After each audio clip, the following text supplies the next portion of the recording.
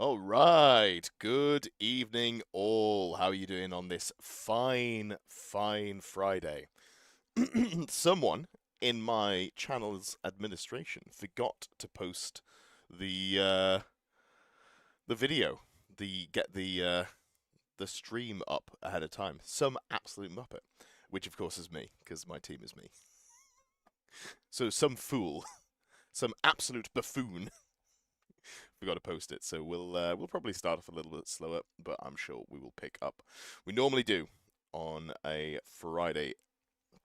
Hope you're all doing well. The weather's been nice. Just been out for a bit of a walk. Go out, get a sandwich. Someone in my channel's admin. No, it's me. I'm the one who does all of the YouTube stuff. Will's here. Good evening, Will. Good to see you, Steve. Good to have you, Tolmy.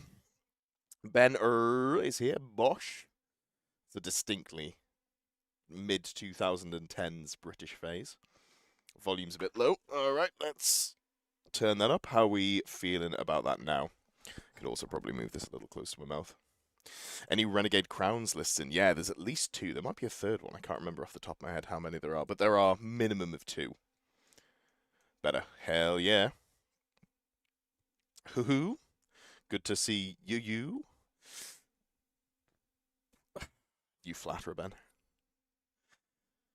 I don't know why, but my chat on screen doesn't show up for the first, I don't know, minute, 2 minutes of stream. It's an odd one. Steve says weather's all right, not in the Pennines. Yeah, yeah. Are you off on holiday or something? Calling in from sunny Spain. You're given every chance to be the raffler god you want, and each time the opportunity slips through your fingers. Yeah, just not very good at being cruel. He's learning about chat today. How dare you speak to me, Steck? That's a banning. Also, there's no chat delay, you rat bastard. I've fucking set it up myself. You'll see things pop up on stream before you'll see them pop up in the chat. So, yeah, jog on. Hey, Existence, hope you're doing well. Good to have you here. I've got a little notification down at the bottom of my Streamlabs saying it's not too late to dress up. For Halloween, I'm guessing. Oh no, it's an overlay for Marvel Rivals. That thing that is definitely relevant to my my interests. If you're here and you haven't already, do please give the stream a thumbs up. Helps me get picked up by the algorithm, which is very important today because I'm a muppet and I forgot to post the live stream ahead of time. So, might take just a moment to get picked up. You don't spend all year in Spain. Brexit did that to all you old people. Yeah, yeah, yeah. All of the people. Ironically, the people who were living in Spain were pretty typically among the demographic of Leave voters for sure. How's it going, Thomas? Good to have you here. Well, I'll tell you what. I reckon let's ease into it with Steve's list because Steve is here, so we may as well go with someone who I know's around. 1 million views, congrats! Thank you, BitLife Dice. Yeah, if you haven't seen, we hit the I was going to say demographic, the analytic of 1 million views on the channel, which is very cool. It's about 18 months since the channel was created. 19 months, I guess. 18 and a half if we're splitting hairs. But yeah, that is a cool little milestone to have hit. Hey Anthony, hope you're well. Snack says, looks for me there's at least around an 8-second delay between someone posting and it popping up in the video. Ah, odd. That might be that's not a chat delay. That'll be a stream delay. I assume anyway. I get it live, and then there's I guess a 5-second delay from my end to your end, something like that. You're getting into 1250, 1500, 2000 point campaign. Oh, nice! Jumping from Age of Sigmar to play vampire counts, amazing. Yeah, this is a very fun game. I think it's a really good game to play campaigns in as well, because you've got so much customizability. So you could start off if you wanted to play more classic vampire counts with an actual vampire. You could start off at 1250 with maybe a foot vampire, 1500, maybe you put some Blood Knights in, and you've got a vampire on the back of a horse. And then by 2000 points, you've got, a vampire on the back of a dragon or Abyssal Terror. Which is maybe not the most, like, super cutthroat competitive list. But if you're playing a campaign, I think that's a good way to do things. Judgment says, hey, first list going. I've said I'm going to have a look at Steve's, but I can have a look at yours straight after that if you like. Alrighty then. We had a good chat on Tuesday evening. Oh, you absolute generous man. Thank you very much, Steve. That's super generous of you. I'll pay Mr. 1 million views. This is why, if anyone ever feels hard done by the fact that Steve might get his lists looked at if they're submitted late, Steve is... Steve, I'm sitting on this chair that Steve very generously got me. There's a camera pointed towards me that Steve very generously got me. So he can have whatever he wants. If I was having children, name my firstborn Ginger Steve. No worries, Thomas. It's less good like list advice and more just, I think it's a great way to have character progression between like 1250 to 2000 points. You can do a lot of stuff. He bribes the host smart. Yeah, absolutely.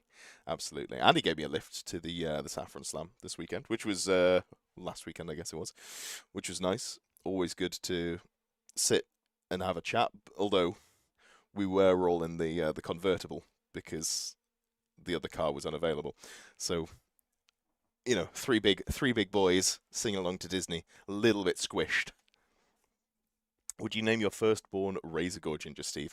The only Razorgore that I haven't named is my least favorite child, and I don't feel like naming that one after Steve is right.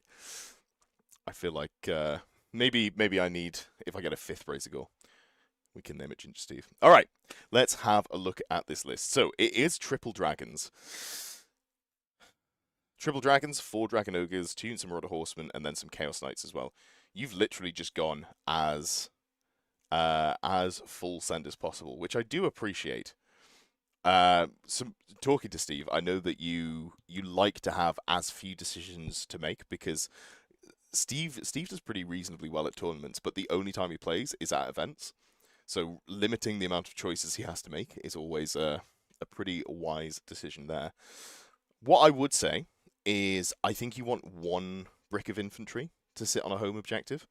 Maybe just, do it super cheap and you go with like a brick of Chaos Marauders. Something just like, you could keep them relatively cheap, 16 of them. Light armor shields. It's a shame you have to pay for, you have to choose skirmish ahead of time. But I think something like 16 with skirmish and just having them sit at a backfield objective and just not interacting with the game. I think this is better than relegating one of the other units to have to sit on a point. We all knew the worst of those Disney songs. Hell yeah. Yeah, we did. Had a great time. Had a great time and no shame, which is exactly the way it should be. So, core, I do want to see those Marauders in. The Dragon Ogres as well. You may as well go for great weapons. Halberd's obviously got a buff. So, on the charge, they're strength +1, AP -2, armor bane 1. So, they're not far off great weapons. But you're initiative 2 anyway. So, there's not a lot of point in going for the Halberds because you're just going to be striking after everyone else. Anyway, so let's go great weapons and just find some points elsewhere. Tonk says one of these days I'll get my fix your list in. Yep. Yeah. 500 points does make things very weird. If you're doing a 500 point for a group, come up with some restrictions like no Ruby Ring of Ruin or things like that. There's a lot of magic missiles really unbalance the game at that sort of points level. Hey, Caleb. How are you doing? Warpfire Dragon level 1. I really like the level 1 Battle Magic Wizard.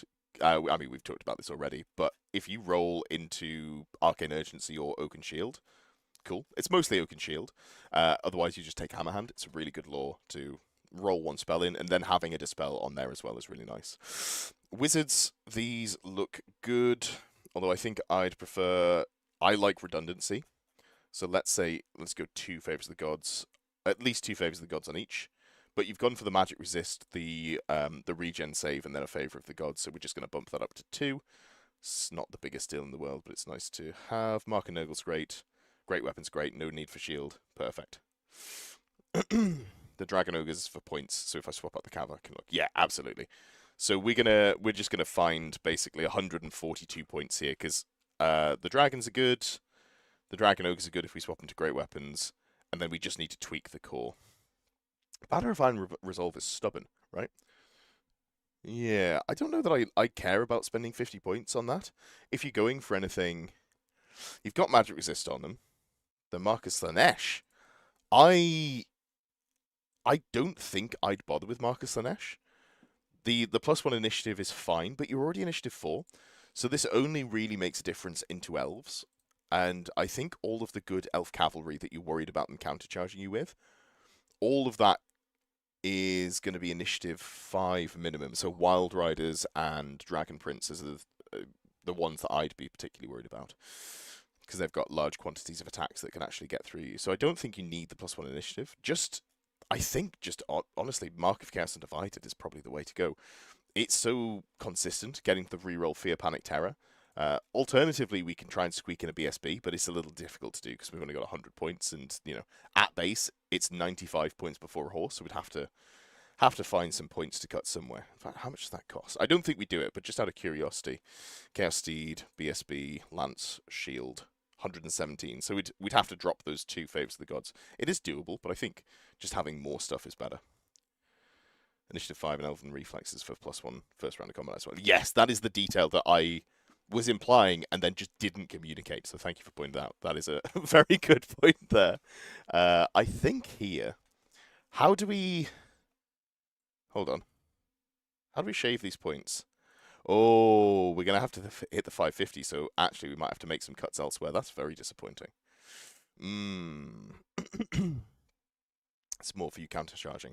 What, in case you roll a 1, so that you only get +2 initiative, you're initiative 6, so you want to be initiative 7. Yeah, I think the consistency of having the rerolls to Fear, Panic, and Terror is better than the +1 initiative, in my opinion. I think as well here that maybe the solution is not, because we've only got 60 points here for core, and we're 72 points over. It might literally just be that we go down to 3 Dragon Ogres. 3 Dragon Ogres does the job that 4 Dragon Ogres does most of the time. It's not often that you need the 4th one. The 4th one is, like, I'd like to have 2 squads of 3 over going like a squad of 4 and some other stuff. Obviously, we're not going for 2 squads of 3 here because we haven't got the points for it. But I think going down to like 3 here to put that unit of Marauders in, and then, I mean, we could even just go down to 15 here. Probably want a unit champion at the very least. They're not heavy cavalry, are they? They're regular infantry. Yeah, so they're not getting a rank bonus anyway with this sort of number. So just going 14. Yeah, I think 14 with a unit champion with light armor shields and just having them hold your backfield objective. This feels pretty solid. And it also, if you want to protect like a baggage train, you can string them out pretty far and just make it so your opponent can't come in the backfield, or you can protect against scout with them. So I think this is a nice versatile unit that you kind of like, you fire and forget. You put them down the deployment phase and then you don't have to think about them any more than that. 10 Chaos Knights with no characters.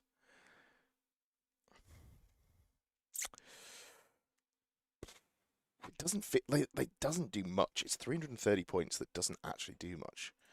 Which does make me think maybe we do just go back to Banner of Iron Resolve and you can use them more like a roadblock to tie up for the dragons. I like these. I like these little squads of 5, Marauder Horsemen. Super cheap. Their job is to get in and challenge out with the unit champions. That makes sense. Then we've got these Marauders on foot. It's a difficult one to fit in. If we were to go down to 8, we could keep the stubborn banner, but if you're down to 8 models, do you even have enough models after you've taken some casualties? The problem with Chaos Knights is they feel underwhelming on their own. You kind of want something to juice them up, but like a Demonology level 2 with Power Scroll and Lore Familiar comes into what? 90, 120...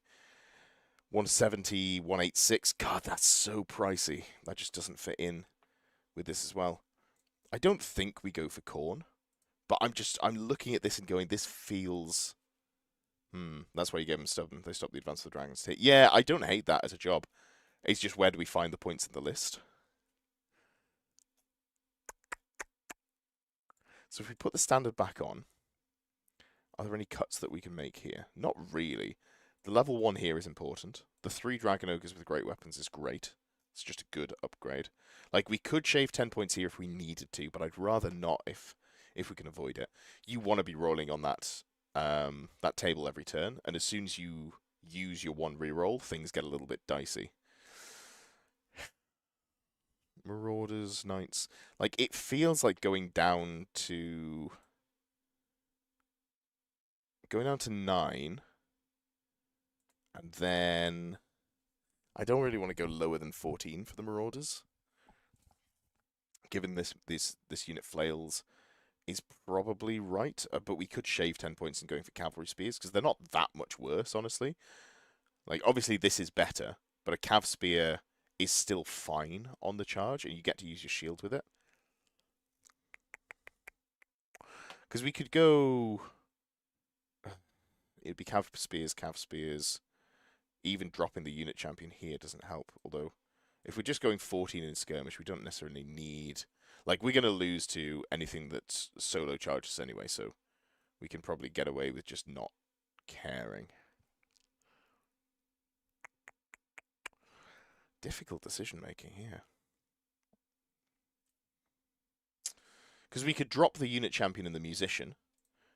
If you've got Banner of Iron Resolve and your Knights, I kind of feel like you don't need the musician. It would be nice to have it, but I feel like I don't hate dropping the musician here. But then the +1 to March as well, because they're not drilled. Why is this so hard to get those last few points into? So this stays as it is. This stays as it is. These 2 stay as they are. Love those. Marauders, great.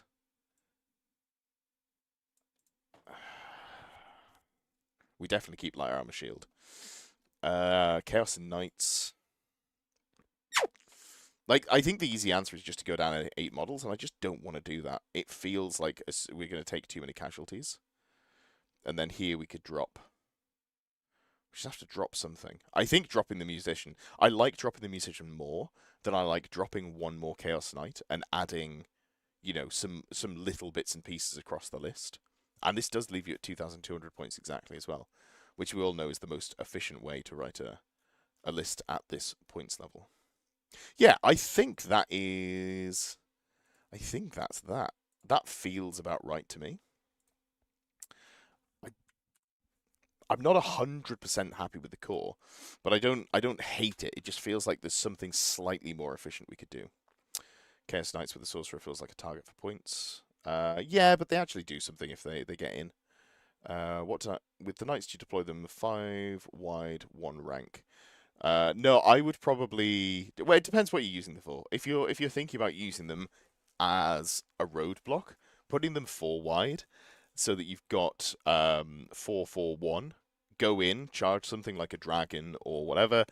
If you go into a dragon, you can challenge them out, and then you've got a rank bonus, you've got close order, got a standard as well. So you've got some static combat rares, you might just win on the combat there. Losing the musician does hurt there a little bit, but you don't want to go down to 8, because then you can't get the rank bonus if you're in a challenge. I feel like 9 is as low as I'd want to go. That's why I was sort of umming and ahhing over what to cut here. And 14, you need to lose 5 models before you stop scoring any objectives. If you think about a fireball hitting, if you do averages on how many wounds you're going to lose for this unit, you've got 7 hits, it's going to be 4 to 5 wounds, but then you've also got a 5 up armor save. So this unit can wear, you know, a fireball. It can take as much ballistic skill shooting as you want to put into it, because you'll just like heavily cover it, and behind other units you'll have them skirmish as well, so that they just don't die to ballistic skill shooting. I think this is fine. I'm happy with everything apart from the core, but I think that's just generally the Warriors of Chaos experience in a nutshell. 1 rank Linehammer was how you do it. Remember the days of Linehammer? I got to play a game into Andy 2D6 where I put like 27 Boar Boys in 1 long line, and he had about 60 ranges in 1 long line. That was a lot of fun. Made the internet absolutely furious as well. Got a question for me. You've not played an event since 2012. Wow. Have a fun local group, but looking to maybe go to some events next year. Had a look at BCP, and events seem to go from 2K to 2.6K. Do you think events will stay closer to 2K or start going bigger regularly? I think it's just going to spread out. Like Fantasy has classically been played like 2.4, 2000, 1999, 1999 plus one. I think it's probably going to stay in the 2000 to 2600 range, but I don't know what. What are the chances they reveal a new Chaos Dragon model tonight? I think pretty low. I'm not expecting that at all. It would be pretty wild. I haven't heard any whispers about Chaos Dragons, unfortunately. 2.4 is where things were in 8th. Yeah, I think that's also local. I think there was just a lot of variety, right, across all of the editions as to what people played, as I remember it anyway. But cool, that is a Warriors of Chaos list. If you want to do Triple Dragon, this is the way to do Triple Dragon. The other thing you can do is to go like a couple of smaller units of knights with Mark of Corn, and accept that they're going to get frenzy baited, and just be like, you can spend resources making my knights run around, but if you're doing that, you're not messing with my dragons, like move blocking them or out positioning or screening or anything like that. So yeah, I don't mind the frenzied Chaos Knights. You could even, if you wanted, just go like 5 Marauder Horsemen, Mark of Corn, Flails. So that's what, an extra 10 points on there. So you're talking 77 points, something along those lines. And you just, 87 points. You just do that times 4, and then 2 units of Chaos Knights with like 5 models Mark of Corn, and you just go, I'm full damage. I'm coming at you. Tonight we're getting Cathay, Kislev, and Renegades. No, we're not. I'm sorry to disappoint. We are getting Cathay. We're not getting Kislev. We're not getting anything else for Renegades either. The next dragon that needs to be released is the Wood Elf Twins on Dragon. I agree. That would be cool. Okay. I did see Jajuman, who was here. This was a full send Tomb King list, and they put some notes in with it that were too long to fit in the notes box I have. Okay, so Jajuman's first Old World tournament is coming up next week. Amazing. Pretty new to Fantasy and got burned out in 40k. You are not alone. There are dozens of us. I've played about 15 games with various Tomb King, Double Dragon, Double Sphinx lists, and just recently dropped Chariots with Rakaf, 5 Stalkers and Priests on Dragon to get a lot more objective play. Okay. Idea is basic: win fast, lose fast with Horse Archers doing objectives and or challenges, Chariot, terror bombing / challenging, Tomb Scorpion, threatening to kill big monsters or war machines, playing around with another Tomb Scorpion, but I think Armor of Destiny is greater than Warding Splint on Second King. I think that's not going to say greater than. Oh no, Armor of Destiny and Warding Splint on the Second King is more important. Yes, I agree. You have to go for the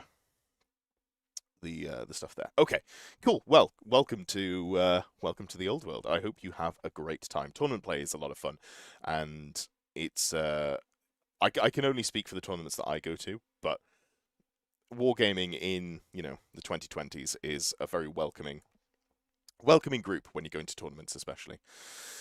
A lot of the negative stuff that people used to talk about has been pushed out. I will say, you know what? Here's my hot take. While I don't like what Games Workshop did in terms of Age of Sigmar, it did a very good job of making the people who were super gatekeepy, kind of pushing them so far away that they've left and they'll never come back. I'm not saying that everyone who played at that time was like that, but I would have never felt comfortable going to a tournament in the, when I was like 16, 17. Now, was my perception of that wrong? Maybe. I could be incorrect, but it definitely feels like the community is much more welcoming and better. Tonk says just got bigger. South Coast GT, all the bit. Yeah. Evening, Dave. Hope you're doing well. All right, let's have a look at this list. So what you've gone for is the Double King on Dragon with a Mortuary Priest Hierophant on foot. I love this. This is my favorite way to build. I think it's a really fun way to do it. Thanks, Edward. If you were a Disney princess, you'd be Ariel due to your ginger hair. Sick burn. Oh, I can't believe you'd bully me like this in front of all my mates.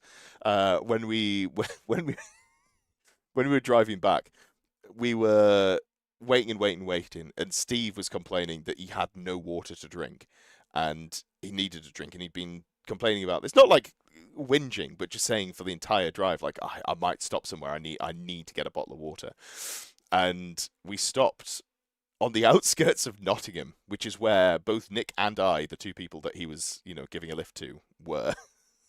So we were about 5 minutes away from Nick's house, and we stopped to get a drink, which that's fair enough. Steve had a long way to drive afterwards, but he ruined my day because he was talking about how there were we were three fat ginger blokes, and I was like, I can't believe you've made me self realize that. When is the reveal? Not for like 4 hours now, and that's when the stream starts. Bomba bomba bomba bomba bomba. I've definitely said that wrong, but yeah, not for 4 hours. I won't be streaming that live. I will be when I get up. I'll be doing a video on it though. But yeah, thank you, Steve. Appreciate you. I think I skipped straight to story time as opposed to being thankful. Yes, so this is my favorite way to build the double Tomb King on Dragon build, because I think you gain so much more by having them both Tomb Kings. You've got My Will Be Done, you've got the toughness 6, you've got actual output as well. You've gone. I don't mind magic weapons in singles, but I think I would rather go for the great weapons, because then you actually get to attack with the bone dragons first in challenges, and 5 attacks at strength 6 is probably better than whatever you're going to have on the Tomb King if you haven't got a great weapon. So like 4 attacks at strength 6 or strength 5 AP2 is fine, but I think I'd rather have the Bone Dragon, especially with My Will Be Done, because that affects his mount, right? I'm pretty sure it does. It's been a hot minute since I've looked. Mount unit, yeah. So you go up to weapon skill 5 on the dragon, which means that you're hitting most infantry in the game on 3s, and the Tomb King's going to be hitting them on 3s most of the time as well, assuming it's weapon skill 4, which seems to be the standard that we've kind of got into.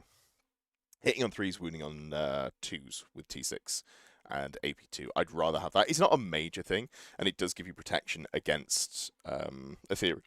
Yeah, ethereal. So I'm not going to change it, but that's just a general point that I will make. There's going to be great vampire counts. Yeah, that's fair. Evening, Matthew. Hope you're doing well. Cool. So yeah, Biting Blade, Talisman of Protection, Armor of Ages. That is the loadout you'd expect to see. Armor of Destiny sort of might. I like Armor of Destiny here. I think you could easily downgrade from Armor of Destiny to Warding Splint, and then I guess if you wanted to, you could go a little bit more offensive with the second one and go for because it's 35 points. Flail of Skulls is fine for the strength. Like, the lack of AP really hurts it in my opinion, but it's not awful. Or you can go Crook and Flail of Radiance, just get like loads of attacks and go in and not worry too much about being ruined in a challenge. But either way, I don't think Armor of Destiny is bad. I think it's probably still best to go for the general and the one with Armor of Ages as well. But I'm not 100% certain on that. I haven't put a lot of thought into it, but I think this one's a little bit tankier than this one still. Okay. Then we've got... Oh, tell you what you need. You want to... Oh, you've got a shield on it already. You've got a shield on this one. Want to make sure you've got a shield on this one as well, because you've got to use the Armor of Ages for your armor save, so you've got to actually get the +2 to your armor save, +1 to your armor save from the shield. All right. Amulet of the Serpent, Illusion, level 1 Mortuary Priest as your Hierophant is absolutely fine. Horse Archers, Torch Archers, Skeleton Chariots. The Death Mask gives you terror, right? It's not. That's cheeky. I don't mind it. That's a nice little tank piece. Then we've got some ambushes in the backfield, and we've got a unit here. We're going to need to shave 5 points, or 2 points, so we're just going to go 50 instead of 51, purely because we needed the 2 points here for the shield. Tomb Scorpion, Necrosphinx. Yeah, this is great. I love the scoring of the Horse Archers. I'd almost maybe be tempted to go for a third unit of them, because you haven't got a lot of ways to res them. The Mortuary Priest is going to struggle to do all that much resing. But it's really solid. I like that. And Amulet of the Serpent is still fine with archers as long as they're standing still. I maybe would be tempted to swap this for a unit of warriors instead of skeleton archers. I think just the durability of hand weapon shield, giving you a 4-up armor save, is worth losing the shooting, especially given that you can't volley fire if you move, so you're going to be getting limited shots there. But I also don't hate the skeleton archers. I think they're absolutely fine. That is more of a personal preference than anything else. I'd probably tell you what I'd probably do. I'd probably go give this unit, go not skeleton archers, skeleton warriors. Give them hand weapon shields. Give them the reserve move banner. Job's good. But yeah, no, I think this is good. I've literally just added a shield to it. That is the entirety of what I've done there, because I think the concept you've gone for is good, and I think the execution you've gone for is good as well. Had to drop shield because points. Just always, just drop a skeleton or whatever. And that gets you out there. Perfect. Alrighty then. Who else did I see in chat? I did see a couple of people. So, was there anyone before Dave? Caleb Register, I saw you first. You still around, Caleb? We can have a look at your Wolves of the Sea list. So, Caleb said, I have a 2.5k RTT next weekend. There'll be a baggage train, domination, strategic locations, and King of the Hill. No comp outside of Grand Melee / combined arms. And he says, the fix my list you did a couple of weeks ago with my 2k Wolves RTT list was very solid. 3-0. Amazing. Congratulations. I don't know if that means you won, or if it was just a case of you didn't get the highest 3-0 score, but congratulations on doing well with that list. What have I got here? Let me just move this out of the way. Perfecto. Perfecto.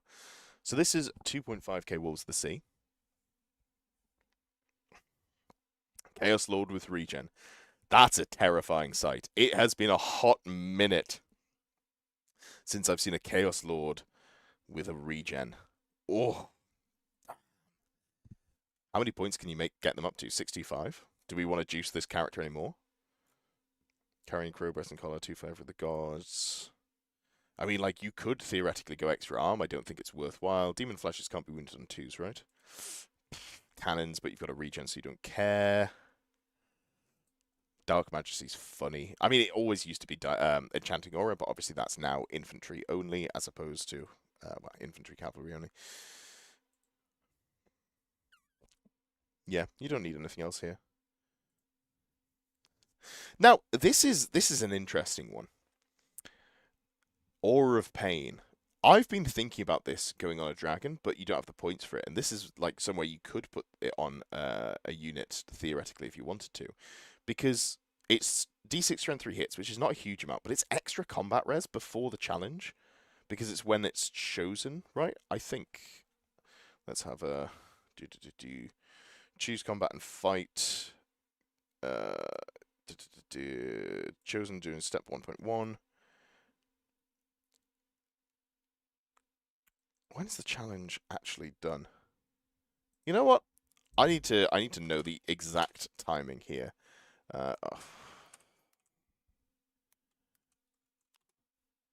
Because I think the timing might be simultaneous, which means that as I understand it, is the controlling players' time to do things.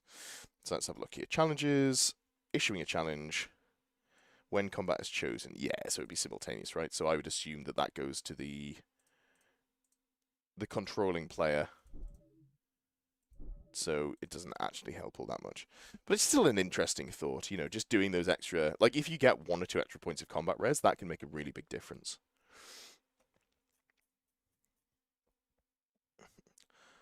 Orc Boy Phil, you don't need to apologize. It's good to have you, though. Good to see you. And it's not your fault you didn't remember I was live. Some muppet, me, forgot to put the stream, forgot to schedule it. Jesse says, looking forward to all the Wood Elf lists. There are at least 2 of them. So that's cool. Jonathan says, I love Chaos, but Wolves just make me sad for how poor Chaos Warriors are. As in Wolves of the Sea. I don't know, I like Chaos Warriors. They're not the best thing in the game, but I think they're fine. Jacob says, I have a question regarding the null list you fixed 2 weeks ago. Would it be feasible to have a captain on a demigriff instead of a griffin, which would allow 2 engineers to get long-range weapons? I would say no. The griffin is there to have some sort of counter-charge long-range threat. The Demigryph is so easy to avoid because it can't see over units, it can't charge over units, it doesn't have fire, it doesn't have large target. It's just hard to get anything out of it, realistically. Evening Vesper, good to have you. Matt Simon says, hey Ed. Hey Matt! Hope you're doing well. So, let's have a look at this. I like these builds. Outside of my musing about the Aura of Pain, which I think is funny but maybe not good, not worth the points anyway. This is terrifying. This is a truly terrifying model. Just having, you know, we think that an Exalted Champion is good enough to run, even though it's a T5 dragon, because you get the regen on there. But just getting up to this is... Whew. Matt says you got a 5th edition tournament tomorrow. Your lizardmen are going to be good. Damn. I didn't know anyone still played 5th edition. The two that I heard people talk about is 6th and 8th. But amazing. I hope you have a good time. Big Ives is here. Evening to you. Jonathan says Dark Majesty might be fun. Isn't that...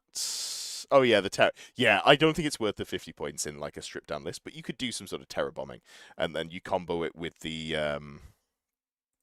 Why is the Exalted Champion not able to be a BSB? Oh, can you not have? Is it only aspiring champions that are BSBs in this one? Because the Banner of the Gods, the leadership one, right? Oh no, it's I'm getting myself confused. Doom Totem. Yeah, so you like debuff people with Doom Totem, and then you just like run people off the board with terror bombing. Yeah. All right, let's have a look here. So we've got 2 great dragons. This one is a beta, and this one is still very good. Marauder Horseman, Flails, Light Armor Shields, Market Chaos, Undivided Ambushes. Horseman, love it, love it, love it. Love it, love it. And then 25 Marauders to start on the board. Great. Looks good. Light Armor Shields, Undivided. I have no notes on this. This is great. Spawn, Shaggoth, Dragon Ogres. Yeah, man. This list looks good. This looks really good. The one thing, like, I don't rate the second Dragon Ogre. So, I think you have to have, so you have to have 1 to get the Shaggoth. So if we're talking about how many drops you've got 1 for the characters, you've got 2 for the Marauders, you've got 3, 4, 5, 6 currently. And I don't think you can go any lower. And you don't really have a great challenge piece, but I would just replace the 73-point Shartak with another unit of Berserkers, and just you make it like 6 instead of 7 or something, right? So you go like that, and I think that's more useful, just having 3 of these as opposed to having an extra Dragon Ogre, because you can keep the drops lower. So you can try and go for the challenge and win with Berserkers, or if you're worried about winning the challenge, you can just put everything in ambush and go, you know, if my opponent's got 7 drops or more, I feel very good about that. Chance on the Shaggoth too. Yeah, it's very good. Would like to pick your brains on how to do damage in Renegade Crowns. Triple Demonology Wizard. 1 with Steed of Shadows and Demonic Vessel and Demonic Vigor with the Lore Familiar 2 Power Scrolls. You put them in with a unit of Greatswords. That unit of Greatswords with full plate and shields will fly forwards and be your melee brick. Then double Demonology Wizards, both with the Wizard's Staff or Wizard's Wand or Wizard's Familiar, the thing that gives you +1 to cast on assailments and magic missiles. 1 of them goes for the twin-tailed wand, and you just pray that you don't miscast. And the other one can pick up Ruby Ring of Ruin. And that's like your main damage there. And then other than that, you've got 2 Bombards as well. This army is on you before you can do much about it. Yeah, so this is very much an improvement or an extension of the Wolves of the Seas list that we've been seeing for like WTC and stuff, where you're taking it and you're going, I don't want lists to be able to shoot me. I want to be able to interact with them before they get to interact with me. And this does that. The only thing that's missing is a no-fly banner, which obviously Warriors of Chaos can't take, but that would be nice. We've got 5 points spare. And I think... I mean, we could just give the Marauders ambush as well. We wouldn't even have to drop that many models, and you could really go low on drops, but I don't think that's right. I think you always want something to start on an objective, because you're giving up so many points. So let's just go an extra Favor of the Gods, a 3rd one on the Chaos Lord. It's not huge, but I think it's worth doing, since we have the 5 points. I think it is the best 5 points that we can spend. And yeah, let's go. Caleb, I think your list is fantastic, and I hope you do well at this one. And I hope you go 3-0 and or win, depending on, well, and or win, just win in general. That'd be great. Good luck with that one. I like another Berserker unit. I played a game with the list the other day. I forgot you even had 2 Dragon Ogres in the list. Yeah, in 1.5, I find that the Shartak just kind of doesn't do anything. People are playing different sorts of units, and that single Shartak that had a lot of power previously doesn't really have the power. And you don't need huge numbers of the drops with this list, so using them to like bait out early drops is kind of whatever. And if you want to, you can just put down more Berserks or put down more Order Horsemen. So, yeah. I think it's a very small change, but I think that's what I'd go for. Alrighty then. I did see Dave was here. Ultimate Funk. Let's have a look at your list next, since you are here. And the notes were again too big to fit into Discord. Let me just scroll up. I'm wanting to get back to doing this more regularly. Obviously, it has been very stop-start, so apologies for missing a lot of them. There was 1 week that I was painting. There's 1 week that I just couldn't muster the enthusiasm or energy to do so, and then last week I was traveling. Just as a small update, because I use these more as like a slightly more informal talking session between the breakup and also putting out so much content for 1.5.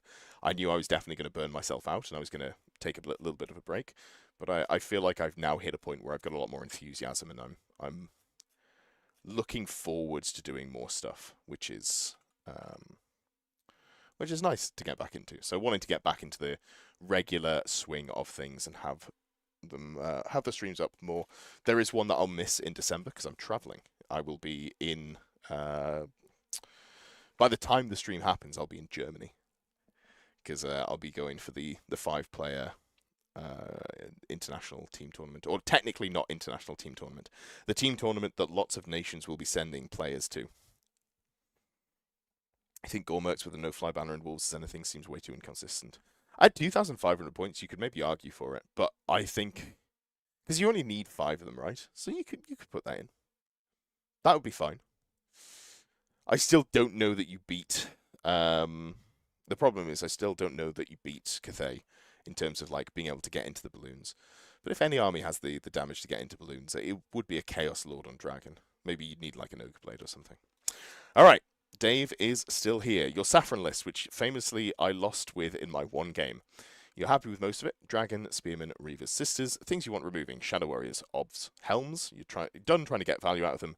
Archers. You favour a passive chip damage style with everything that isn't Dragon or Reavers. Hold one flank and then push up the other one with the Dragons. Reavers sitting on objectives behind the Dragons. More Sisters, Princes, Seaguard. Help. All of those last words had question marks after them. Alrighty then. Let's have a look.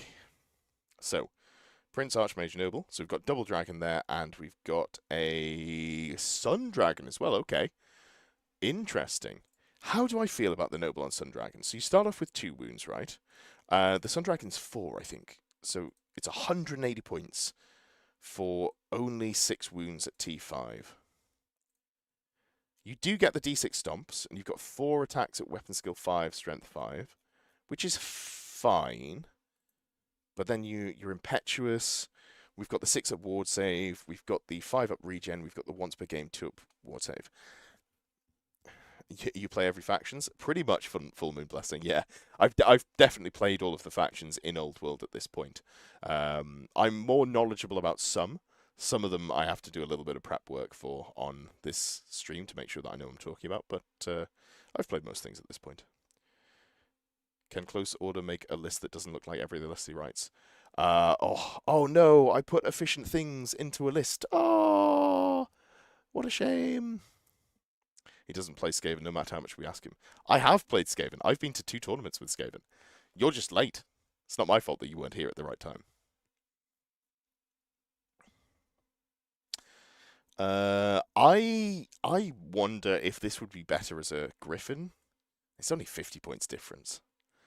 So the difference between the Griffin is +1 wound, then the stomps and the quality of attacks. I don't know. Which is worse, Lizardman or Skaven? I'd say Skaven.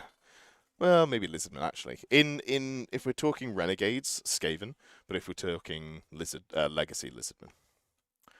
Don't steal your dragon. Yeah, that's fine. That's fine. I think I'm so used to not seeing the Sun Dragon that I'm not like super sold on it, but I think it's fine. Is it worth putting a great weapon on it? It's only 3 attacks and you'd lose the save. 3 up armor save, 6 up ward, 5 up region. Yeah, it's probably worth just keeping the lance and try to use it more efficiently. Let's get rid of these Shadow Warriors. Okie dokie. So you've got a Bricker Spearmen who are stubborn, full command. Let's just get rid of those spear. Oh, they're free. Yeah, I forgot they were free. Light armor shields, shield wall veteran. Good stuff there. You have too many games with the Sun Dragon because you play bad things. Fair. Actually, yes, let's just double check the loadouts here.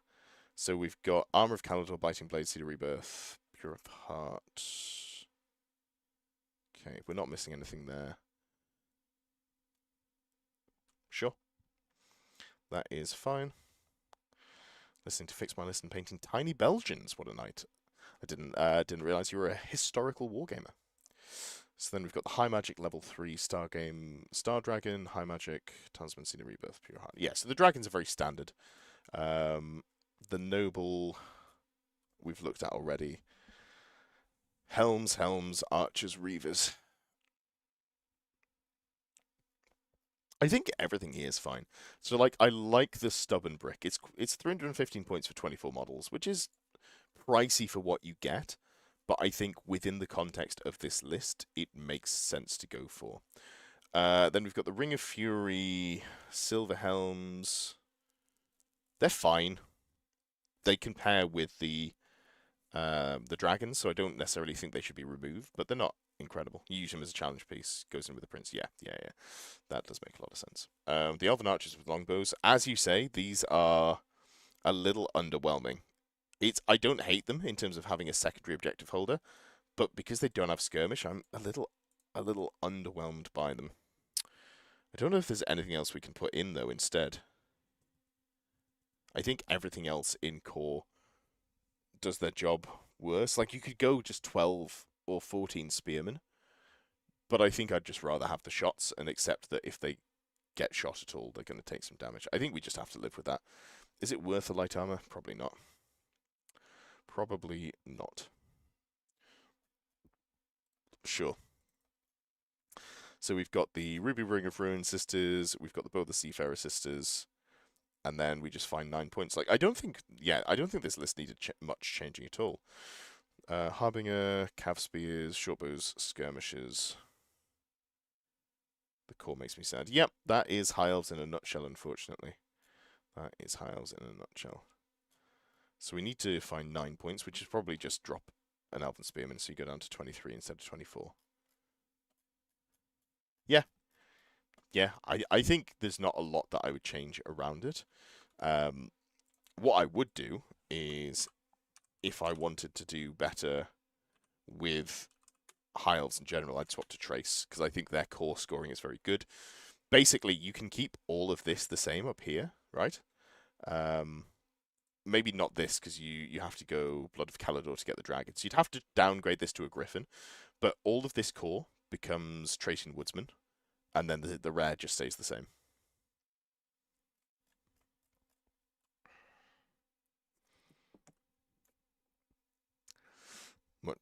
Much like Cowbell, need more spears. Nah. I don't mind this brick, but it's so expensive for what you get, you definitely don't want to go too heavy into them. Wouldn't recommend that too heavily. But yeah, okay, that looks good. That looks good. Okie dokie. Cool. Cool. Well, you know what? We've had people asking about Renegade Crowns. So let's have a look at the first of the Renegade Crowns list, which is a less standard one, and we'll come back to one that I think was a little bit more standard later on. So, This is Renegade Clown Enjoyers list. Renegade Crowns.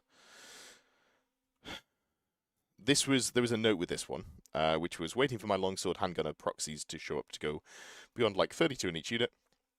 I want to try stupid horses and lance formation. So there is some context to how you're trying to do this here. Double bombard to start off with, which is just good. Then we've got the Wanding Diestro General. Morningstar, Heavy Armor, Bedazzling Helm, Charm Shield. So this only gets you to a 3-up save. So I think you just pay the extra 3 points here. Because this gets you to a 4-up, Charm Shield gets you to a 3-up, and Bedazzling Helm gets you to a 2-up. So it seems pretty worthwhile. The weapon skill, Faint Dart, Strike Last, an additional hand weapon. We don't need the additional hand weapon. You haven't gone for it. That's great. It is funny that Morningstar just seems to be the best choice to go for Renegade Crowns. Does feel odd. Parry makes it a 2-up with his foot. No. Parry stops at 3. You can't get parry above a 2-up save. So you got to pay that extra 3 points. But yeah, cool. So slight tweak there. Then we've got a captain, which is BSB, Griffin Standard, Noble Outlaw, Repeater Handgun, Morningstar Full Plate, Charmed Shield. Cool. Yeah, this is solid. Instead of the Repeater Handgun, though, let's go Repeater Pistol. The reason for that is it's got Quick Shot. Realistically, what's going to happen here is you're going to fly up right in front of your opponent. So your shots are going to be better when you're within 12 inches here anyway, which is likely where you're going to park this unit if you want to get value out of it. The Repeater Handgun having Ponderous is too punishing. So you'll get 3 shots hitting on 3s, which is fine. And then when the standard shoot comes in, you'll get 3 shots there, and you'll just get more use out of it. Okie dokie, so good loadout there. Outcast Wizard, level 3, Demonology, Lord Familiar, 2 Power Scrolls, love it. I mean, not giving your wizard a side piece, not having the GAT, not being strapped up, I think that is possibly a criminal offense, but we'll live with it. It is what it is. Double level 1 illusion, Tillian Stoicism, Might and Miragliano wizards, I think is fine as well. Don't hate that. Then you've got 2 units of veteran sellswords. Put this man in jail. I know, right? Not having a gun, disgraceful. So, full command with a Razor Standard, handguns, heavy armor, shields, drilled, heavy infantry phalanx. Shields as well? Yeah, shields are on there. Great. Love it. I don't know that I care about drilled. Like, you could probably save points here, but I also don't... Like, it gives you some agency in that you can move and change, but you've got handguns, so I don't think I ever want to move here to use the drilled. Is there something I'm missing? You have to take away his gun to get the horses. Like, if I take drilled off here, when are you thinking about using drilled with this unit? Because they're ponderous, you've got... When they're ponderous, you don't want to move because you're taking such a heavy penalty for shooting. A man with a British accent just saying Gat made my inner Brooklyn twitch. I say, old bean, one's strapped up with the Gat. Yeah, I think we just drop drilled here. I don't see a use for it. This one here, we've got War Banner, Great Weapons, Full Plate Shields, Drilled, Heavy Infantry, Phalanx. Drilled here makes a lot of sense. I like this unit. Very, very good. Can't think of any reason as well. Cool. That saves us some points. We've got Archers, only 11 with Fire and Flee. I think realistically, you're just not going to get Fire and Flee value out of them. If something's close enough to charge you, they're just going to charge you. So you're either fleeing or you're just hanging around. So we can save points there. I'd like to make them a little bit bigger. 14 with Skirmish Archers feels pretty good in terms of not just immediately falling over to, taking a couple of models. They can just reform if they're going to get into melee. Yeah, absolutely. They can reform, or if they lose combat with Stubborn, they fall back in good order and they get a reform on the rally there. And then you've got the 6 veteran free blades. You've paid a lot of points for these. 204 points, and there's no support for them at all. I just don't think... The problem is I don't know what support you can give them. Like, I know you said you're waiting on models, so we're not going to take them out. We're going to leave them in. I think there is something here with the Lance for Renegade Crowns. I don't think it's the Veteran Freeblades. And the problem is you can't put a wizard on horse in with them, because if you do, they lose their counter charge, which I think is far too punishing. So, yeah. I don't know. 204 points for 6 models without even a standard bearer and a musician feels really rough. They just YOLO flank off my flying brick. Yeah, I think that is the use for them. I just...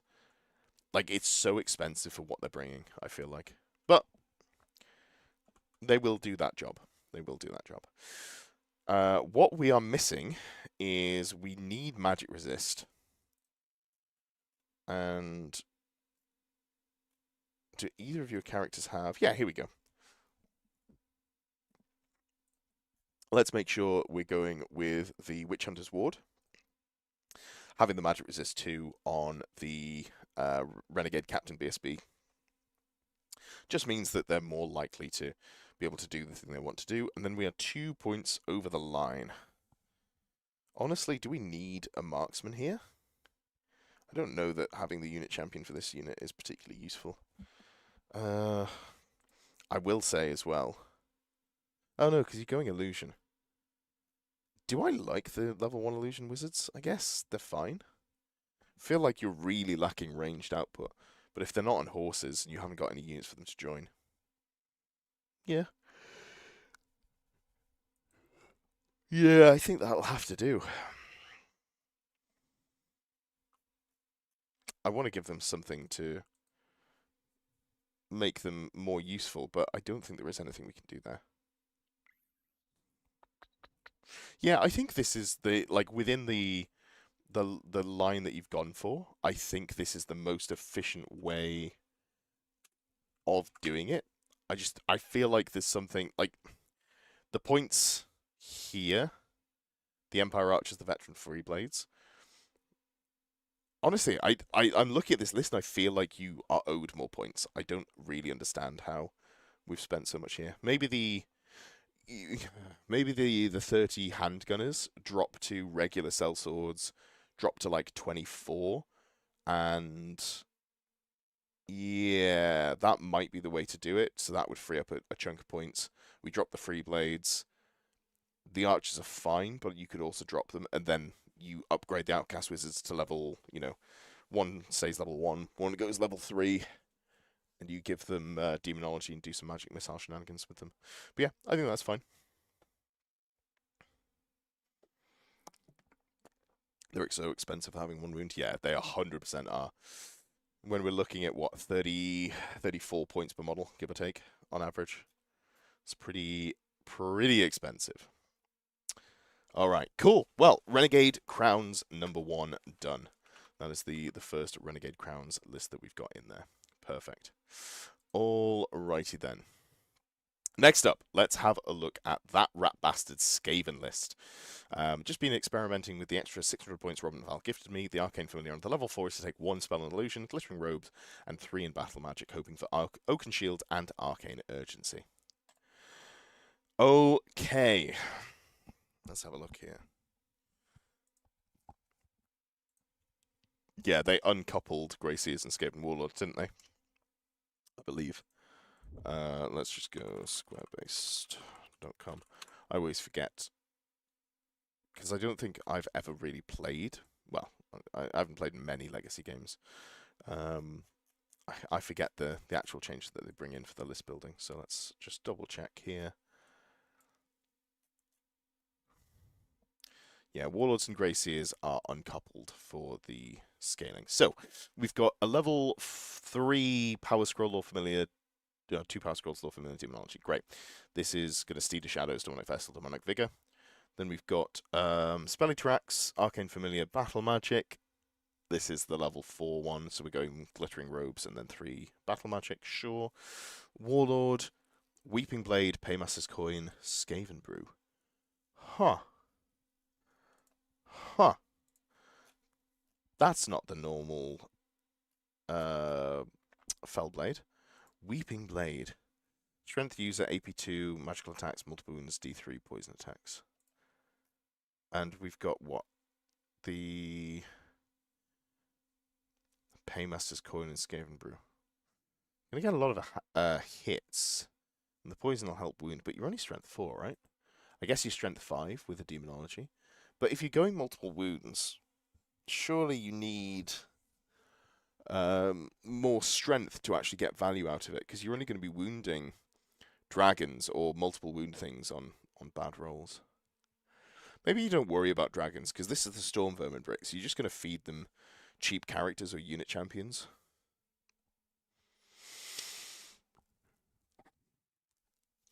Okay. Chieftain, Grand Banner of Superiority, Cautious Shield, Talisman Protection. I feel like you want more characters to feed to... Like, so having the Cautious Shield on the BSB, I think you just go Cautious Shield on a normal Chieftain that's like, what, 50 points? Yeah. You keep it super cheap, and you go Cautious Shield here, and you just feed them to the wolves. A spicy spectral doppelganger character. Elf Prince, Lawmaster, Illusion. Sword of Heoth, Flying Carpet, Lord Familiar, Dragon Helm, Cedar Rebirth, Full Plate Shield. What if... You know what? Maybe what I'll look into doing is... I could try and do 3 Spectral Doppelganger characters for High Elves, but put them on Lothan's Skycutters. Maybe that's the way to do things. I'll have a look at that in my own time when I'm not clocked in. But that is something to think about. Okay, so characters. I think I'd like some more suicidal characters just to fit in, but we can get to that. They've got the Warlock Engineer, Pistol Wizard, Ruby Ring of Ruin, Battle Magic. Cool. Storm Vermin, Clan Rats, Jan Rats, Jezzails, Warp Lightning Cannons, and a Doom Wheel. I'm pretty sure they uncoupled one of each of the following. Yeah, so it's just not correctly represented there. That's fine. So this works, even though it says it doesn't. I don't know about these. 2 units of 40 Clan Rats. Like, what if we just went 1 unit of 40 Clan Rats and didn't put the second one in? I feel like having this to hold the home field, this to push aggressively, and then we maybe go... Like, the giant rat darts are really good. I like them. And we can spend all those points on something else. Like, having a home objective runner, which is night runners, so they've got skirmish, could give them slings and make them, like, 14 models. 132 points holds, like, the off objective pretty well. I feel like I like that more than the additional squad of Clan Rats. And then, if we're going heavy on the shooting, I wouldn't say no to 2 units of Jezzails. Like, they're just aggressively fine, right? So you've got Ballistic Skill 3, but they're Strength 6, AP 3. You can get some use out of them. I don't hate 2 of those, and then we go for a Chieftain, and you make the Chieftain super cheap and cheerful. You go Cautious Shield on this little rat. This rat bastard. And then we change this Cautious Shield out. Do we even need the Talisman Protection? It's pretty pricey for what you get here. Could also just put another Skaven Brew on them. Something like that. Then we'll be 40 points over, and we just have to shave some points. The Doom Wheel's fine. I feel like if you're playing 2,600 points, it doesn't harm you to take, like, something that's just a little bit interesting as opposed to, more of the same. Here, hand weapon, light armor shields, rattling gun. Like, only having 1 rattling gun kind of sucks, but also I'm not interested in putting a second unit of Clan Rats in. We could put another weapons team here. It doesn't necessarily have to stay with the Storm Vermin. 538 points. I don't think this overcaps the unit, right? I think the weapons team is... Oh, no, it is an upgrade, so it would overcap the unit. Okay, so that's no good. Just need to shave a few points here to get it under. I think going down to, like, 5 here and then drop 1 storm vermin and drop 2 clan rats, something like that. You don't want to just take too much out of each unit, but I think this feels like a solid little list. I think that works, and having the chieftain to sacrifice to a challenge, I think is pretty reasonable, as opposed to just like, I like the cautious shield on the BSB, but I like having something to throw to a dragon more. You know, that feels more useful there. Cool.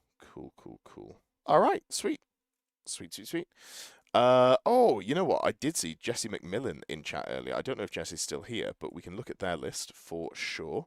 They said that they were interested in looking at Wood Elves. And the notes they've got for the list here is host of Taliesin list for square-based comp, 2,600 points. Big fan of the War Dancers and Eternal Guard brick. Wanting to have some playability into top-tier armies.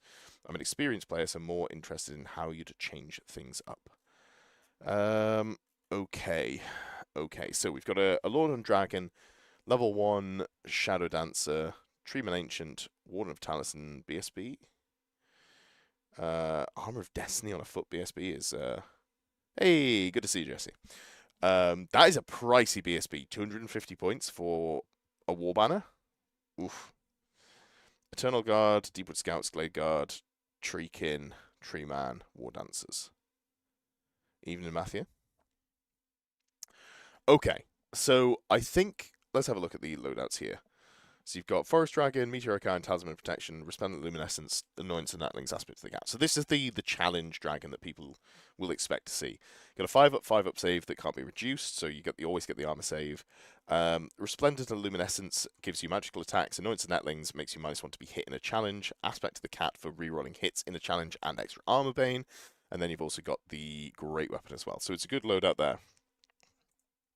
I think a Shadow Dancer, level 1, illusion with glittering robes, is cheeky. And if you roll, Spectral Doppelganger, hell yeah. It's not going to happen, but if you do, it's great. It's Strength +1, AP -1, Armor Bane 2, and then you're in with the War Dancers. God, they're so expensive. But the War Dancers come in with Dance of Leok, so you can either get AP3 on your spear, or you can get +1 attack. Or you can also just try and tank them in combat with a successive -1 to hits.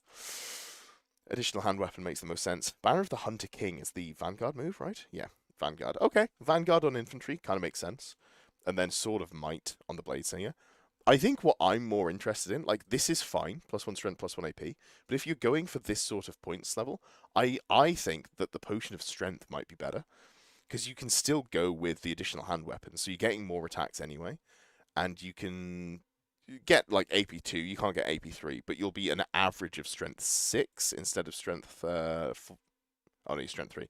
So you'll be an average of strength 5 instead of strength 4. It does make it kind of one and done, but I do like the idea of the Sword of Might over, whatever else you want to go for.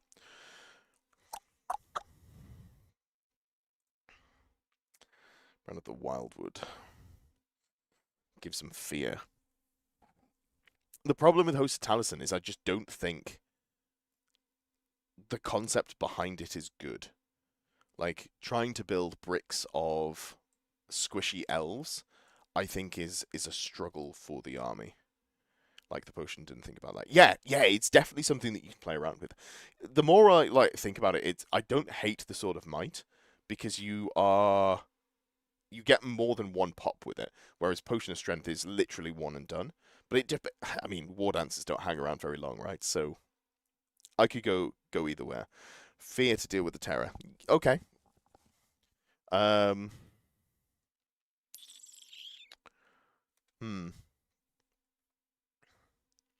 there anything else that I'd rather go with? Don't think there's anything else really there. It kind of feels like we're throwing good money after bad. So 385 points for 25 models. We're averaging 19.25 points per model. And Eternal Guard are T3 with a 5-up save for 19 points a model. That's really expensive. Like, I don't know that we're getting much out of them. In terms of the upgrades here, I'd say Drilled is less important than Veteran. And honestly, if you're paying for veteran, you can just not go for the Banner of the Wildwood, because then you're re-rolling your terror test if you fail it anyway. So that does free up some points there in the core, which is nice. I don't know that there's anything else I'd rather go for, like maybe just War Banner, but you've got it on your BSB. Your very, very expensive BSB. Hmm. How many Deepwood Scouts can you have in core? Is it... I feel like it's just one, but I need to refresh my memory. Let's have a look here. What is it? It's page like 26 or something. A little bit further than that. A lot further than that, 34. So 0 to 1 unit of Deepwood Scouts is a core choice, 0 to 1 Glade Guard per 1,000 points. Cool, okay. 20 Longbeards with all the trimmings and a Rune of Battle is 343. Eternal Guard is so expensive. Yeah. 100%. Went 3-1 at your last event with Taliesin. Amazing, congratulations. What am I looking for here? Let's go back to this one. Treekin are fine in that they hold things up. The Tree Man's fine. The War Dancers. I like the Law of the Wilds here. It is, you are rolling in and hoping to get it. But if you get like Dirthy's Wrath in a good matchup for it, that is really nice. I don't hate that at all.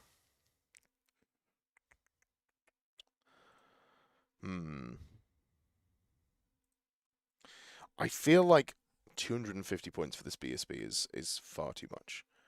Like, Armor of Destiny is... It is a 4-up ward, but you've only got what? Is it? Do you have a 3rd wound on the Warden Taliesin? Yeah. You do have 3 wounds and 4 attacks. Even without the Armor of Destiny, still paying 180 points for a BSB. That feels pretty unreasonable. Because you're only paying 50 points here. So the Warden of Taliesin is what? 100 and... Without the BSB upgrade, it's 129 points.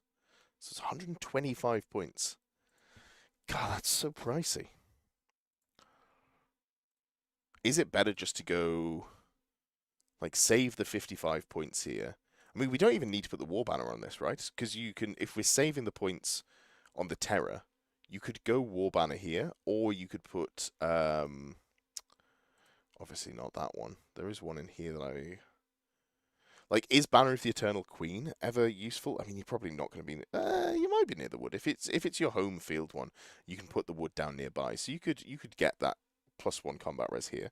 So if you went, like, War Banner here, and then you went for a Banner of the Eternal Queen, we get rid of the Warden of Taliesin, 115 points. You had Great Weapon on before. I mean, obviously we can't fit a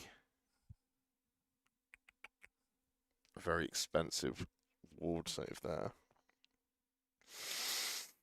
If you wanted, you could go Mantle of Rebirth, and then you've got the option of going Charmed Shield, Hand Weapon, and that is with a once per game 5-up ward, a 5-up regen, and a 4-up save if you want to go for it. That's a relatively tanky BSB. You've only got 2 wounds instead of 3, but you're saving, what was it, like 100 points, give or take?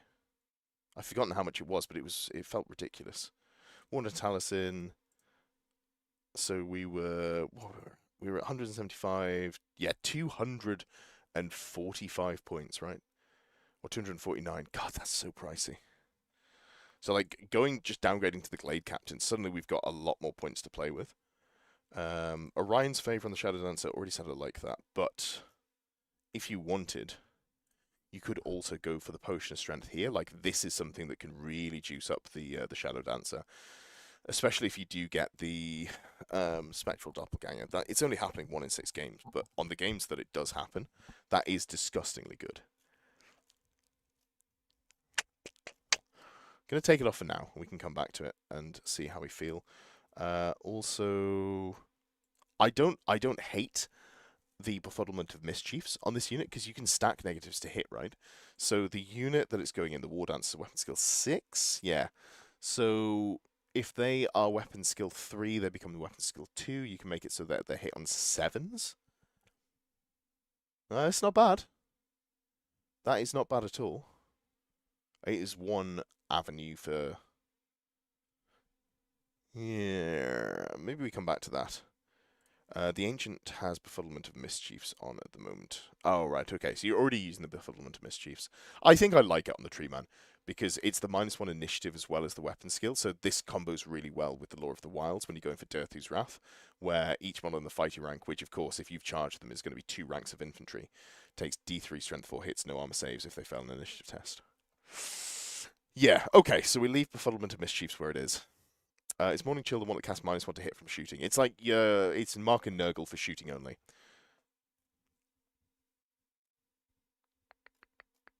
I'd love to have some more, like, I'd love just to have some Glade Riders in here, but we can't. Tree Man's fine. Treekin are fine. I do like that you can pay for ambushes for them. I wonder if that's worth doing to try and get the +1. I don't know that the +1 to go first is super important in this list. Yeah. I think in terms of 1.5, if I'm going for something that isn't True Flight Arrows, I would value Arcane Bodkins over Hagbane Tips. One squad of Hagbane Tips is not going to, realistically threaten a dragon, but a squad of Arcane Bodkins can threaten something like a unit of Knights, which is just a little bit nicer there. And we may as well go Unit Champion Musician. You've gone for Fire and Flee, so actively, I guess you auto rally, right? No, I'm thinking Feign Flight. So you definitely want to have a Musician to make sure you rally next turn. And the Deepwood Scouts, let's give them a unit champion as well, just to try and save them if they get caught. Okay. That leaves us with a lot of points. 83 points. I think it's just bodies, right? I wouldn't be opposed to just having another unit of shooting scouts. Although elves are expensive. So something like, you don't have to be super beefy with this unit. 8, and then... What if we went down to like 9 here?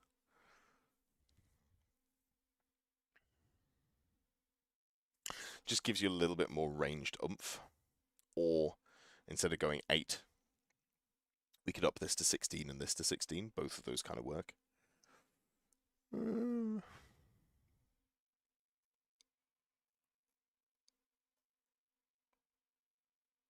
16s are quite unwieldy to use, and just having a few more shots is nice. I just wish these were Glade Riders. It's the real problem with Host of Taliesin. Yeah. I think I've changed a lot of stuff, and I think some of the stuff that I've changed is really personal preference or feeling, as opposed to saying that this is objectively a good thing, because I don't personally think Host of Taliesin is good. And that's not to try and dissuade you from playing them at all. And I'm really pleased to hear that you're having success with them. That's really cool, just hearing people do well with things that have the preconception of being not great. But I think the tweaks that I've made here should just give you a little bit more oomph. But, yeah. If you do try them out, I would be interested to hear how any of the changes that I've made performed and whether you find them working well on the tabletop. Because I will say, as much as I've got a decent chunk of Wood Elf experience, it's definitely not Host of Taliesin. I've played very low numbers of games with this detachment. More leaning on just general thoughts about Wood Elves. Okay. Okay. Let's have a look then. Let's have a look. What are we moving on to? Let's go to... we'll save the other Wood Elf list for now. Let's go... Will Gunson's list. Will is going to Warhammer World Teams. It'll lean heavily on Arcane Urgency shenanigans, yeeting one dragon up early. Chosen will be able to follow the Lord and soak up a challenge. So this is 2,000 points for the Warhammer World teams event that's coming up. Is that this weekend? Event Bright Warhammer events team. Let's see what we've got. Because I'm not doing much of anything this weekend. I am watching the World Finals. It's next weekend. I might pop in and say hi. Just go down and poke my head in. That'll be fun. Yeah, maybe I should do that. I need to actively remember to see if it's on. But okay, so this is teams, and we've got a single dragon, and we've got a warpfire dragon. Okay. Good to see you there. Hey, Will. Yeah, if I remember, I'll come down. Jesse says, used to use the captain as the BSB, but she usually died too quickly and didn't punch hard enough. It is a shitload of points for the warden, though, yes. Yeah. I will admit that I don't have experience with the changes that I'm making specifically here for Host of Taliesin. Like, I wouldn't personally be putting a brick of elves together for the goal of combat, so it might just be worth the extra points there. Oh, tell you what, sorry, I'm not going to go back and relink it, but something that I did forget to do is you probably just go aspect to the bear on this Glade Captain, right? And you get to toughness and like +1 strength and toughness, and that gives them a little bit more oomph as well, which is something that you can't do with the Warden of Taliesin. Why the Warden of Taliesin doesn't have the option for kindreds absolutely blows my mind. But like that 15 points, I think is worth a lot to get the aspect to the bear there, and I just forgot to put it on. And then you'd have to find 10 points somewhere. Not sure we do, but there's some tweak that could be made, I'm sure. All right, so got a Chaos Lord on Dragon.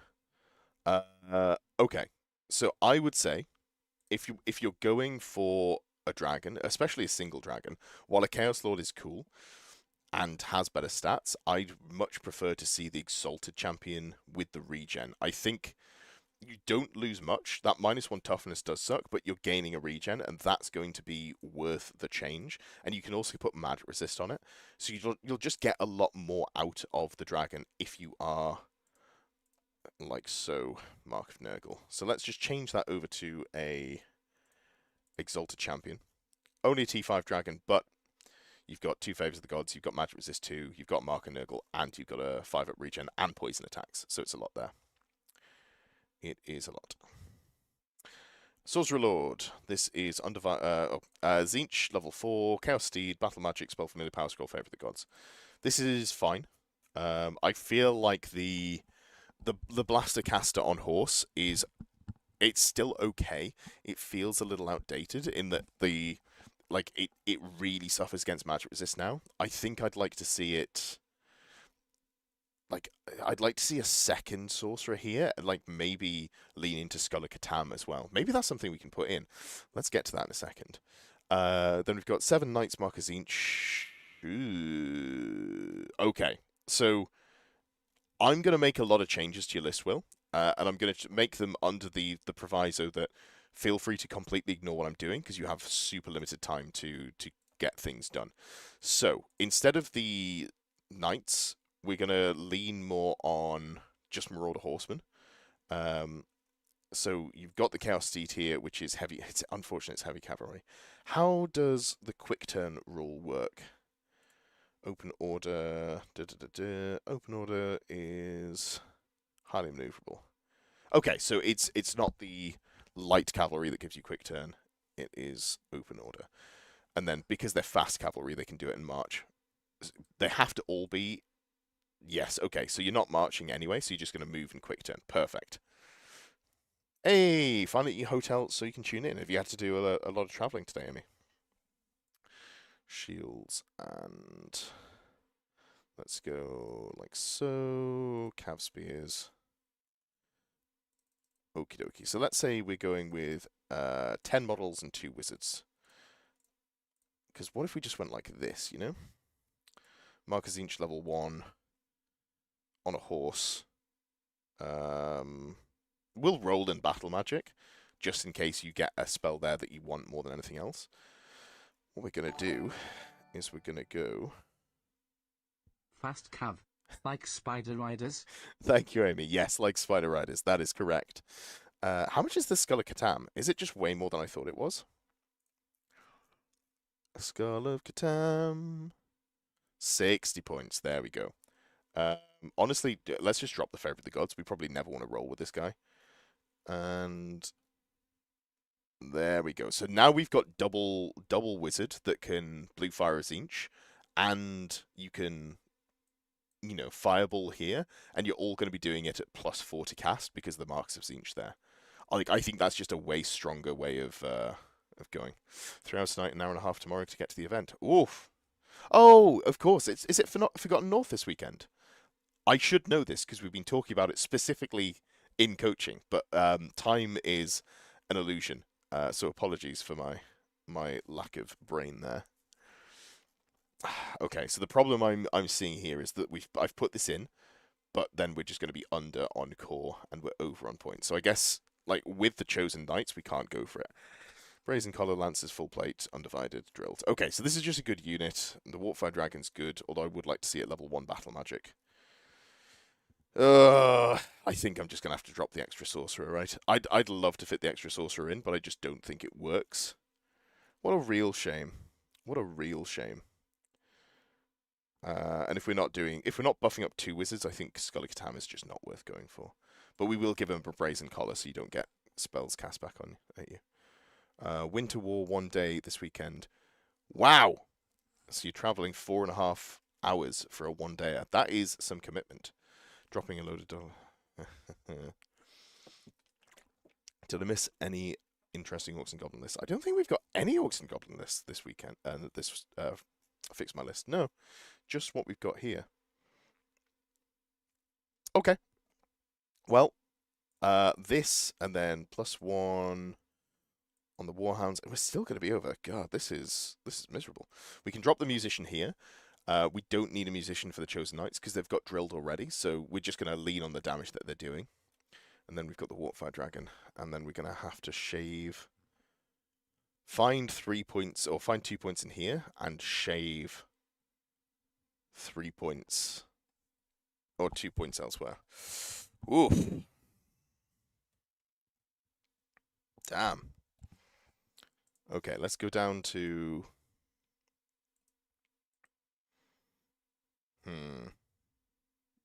So what are we going to do to shave the extra points?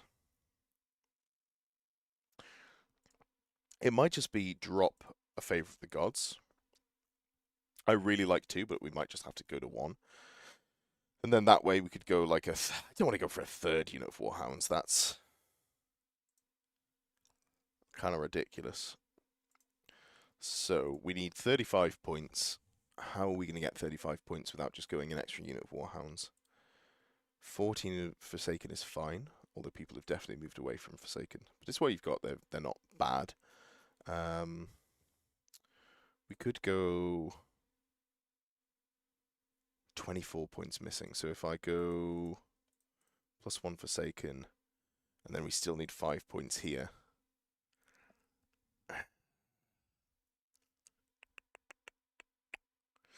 Can upgrade to flails? I don't think we want to upgrade to flails. Javelins is fine. Could go for a standard bearer, but I really don't want to go for a standard bearer.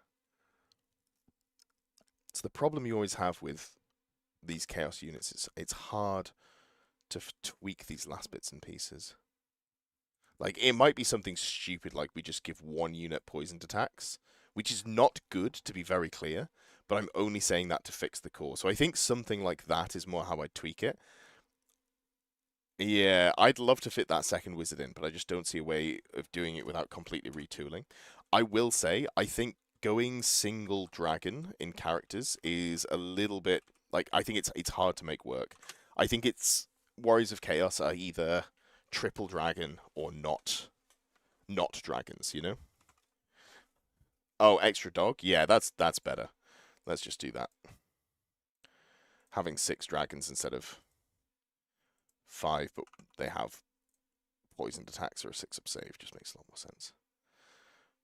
But yeah, I think more pressure with triple dragon or leaning into some sort of weird cavalry list is how I would direct Warriors of Chaos. But I think under these restrictions, this is probably the direction I'd go with.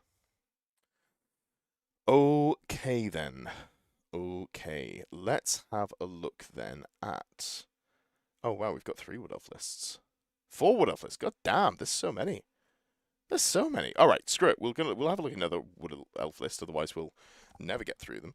So we're gonna have a look at Strife's list, which is called something along the lines of dip, duck, dodge, dive, etc., etc. Dodge, duck, dive, dip, and dodge. There we go. There we go. Yes, it's Wood Elves. Gonna dust off my Forest Dragon and give this a go. Nothing too crazy here. Not sure what Wood Elf players spend points on outside of coring characters. That is the problem. Spellweaver goes with the Glade Riders and makes use of their reserve move to dance in and out of range with magic missiles. Glade Captain can stay on it out of a unit and can still get lone character protection from Warhawks and Glade Riders. Warhawks could be swapped for Sister of the Thorn. Unsure about the Warhawks. Only unit I don't have much flex with is the Glade Riders, as I like the old metal minis, and they're costing me like 10 to 15 pounds each, so I can't add too many. Scoring plus evasion is the name of the game, so maybe I double down on core. Also, if anyone has any old Glade Riders to sell, please hit me up. That's a shame, because I think Glade Riders are the best thing to go for. So, we've got a dragon. What do we got? Yep, that is a good dragon. Cool. No notes on the dragon loadout. It's just the one that we've already talked about. Swift Shiver Shards on a captain with the Bow of the Wren aspect to the bear. This gets you 4 attacks, 4 magical attacks at strength 5. You don't get any APA from it, which is really annoying. Really, really annoying. If this was like old, prior to Old World, having strength 5, 4 shots at strength 5, so there'd be strength 5 AP2, I think would genuinely be quite good. Here I'm super underwhelmed. It is use trophy. I think I'd like to see a great weapon on there as well. Give you a little bit of an oomph if you get into combat at all. And I'd also like to see, I think, a Resplendent of Luminescence. Oh, no, we've got it on here. That's fine. Actually, no, you don't need to because you got the Bow of Loren, so that's good. Then we've got the Spellweaver, which is Heartwood Pendant, Orb of Midsummer. Oh, yeah, Lord of the Wilds, Reroll a Casting Roll, and Ruby Ring of Ruin. I'd say Oaken Stave over Orb of Midsummer. Not getting the reroll kind of sucks coming from playing other elves, but Oaken Stave is so disgustingly good because you can also just swap into the Lore of Athel Loren. Swap into Tree Singing, make your own tree and get the plus to dispel, assuming they don't dispel it. That said, I don't know that a Heartwood Pendant is particularly worthwhile. I think it probably just is battle magic. Arcane Urgency is so disgustingly good for Wood Elves, like when you're trying to do the dancing around. And then Fireballs are really good magic missile. Pairs well with your Ruby Ring of Ruin, because you've just got the same range on it. So I think let's drop the Heartwood Pendant, because I don't think you need to go into Lore of the Wild. Don't think there's anything in here that we need to go for. Yep, that just feels good in general. Glade Guard, you only ever want a single unit of Glade Guard. After that, you want to go Deepwood Scouts. So let's just go up to, let's say, 12s with True Flight Arrows instead of going for the Glade Guard there. They're ever so slightly more expensive, but, I mean, it's so worth for what you get out of them. Warhawk Riders, Treeman Grey Eagle. So the Warhawk Riders, because there's only 3 models, they won't provide character protection. You could obviously join the character to them, which is fine, but I feel like out of Wild's hunt with the Furious Charge, they just don't do anything. They're T4, but they have no defenses. I think they just fall over immediately, is the problem.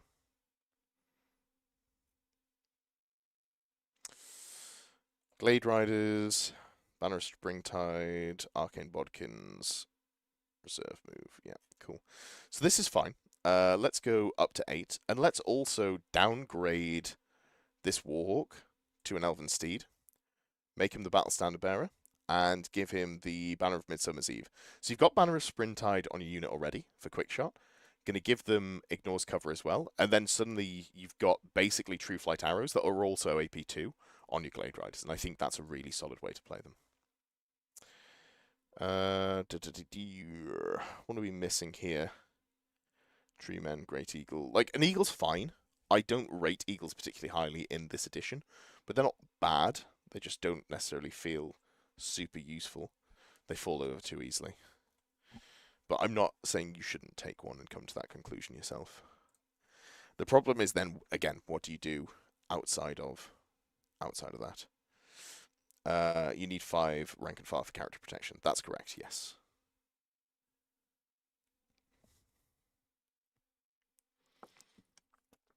Can you do a full tree list right now? I mean, kind of, because you can take dryads in core, but I'm going to wait for a Forest Spirit Arcane Army of Infamy if one comes out before I give that any serious consideration. I think with this list, what I would do would be, and I know you said you don't want to spend money on more Glade Riders, but just for the example, we drop the Eagle. The treatment's fine. It's not great. It's not terrible. It's okay. It's a roadblock. And we just go for a unit of 8 Glade Riders here, and we keep it pretty cheap. We just go reserve move, true flight arrows, 8 models, and then we find the 49 points here, and we cut out of the list somewhere. Like, this would be probably what I would recommend going for. What would I look at dropping?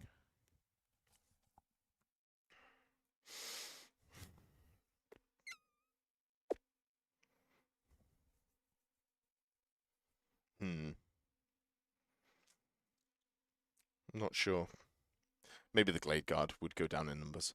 But since we don't want to do that, let's go Evening Not Collector. Okay, Nottingham is a good place to be if you are a collector of Warhammer, I suppose.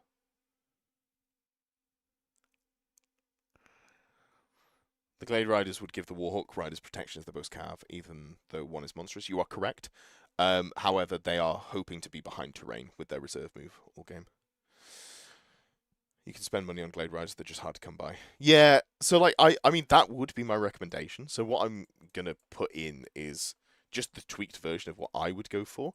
But you can tweak around the core. I just think that the second unit with True Flight Arrows is so worth running compared to like Glade Guard, for example. So you could go down to like 8 Glade Guard. Yes, they can't hold on a thing, but they probably weren't going to anyway. And you've got the 2 units of Deepwood Scouts that can hold objectives more comfortably. So something like this, I think, is more in line with what I would go for if I'm looking at Wood Elves there. I do have an interview lined up, though, with a successful Wood Elf player. So I'm looking forward to seeing and hearing their opinions, because they have been doing well with, what are they called? Wildwood Rangers, because they play pretty well into Graveguard, but it must be such a finesse army to use. Flying can't join non-flying. That's correct, Jonathan. That is correct. You'd love to see a 2.0 rule that says all attacks of strength 5 or higher adds an AP 1. Would it be bad to go back to strength equals AP? Like, is that something that was a problem in previous versions of the game?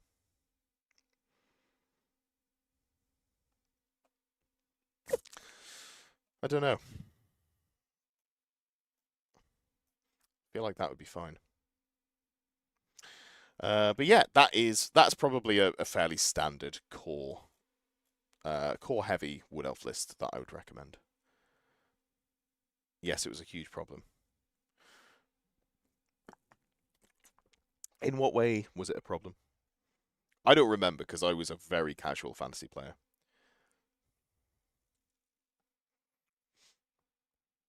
Just made armor kind of non-existent. Fair.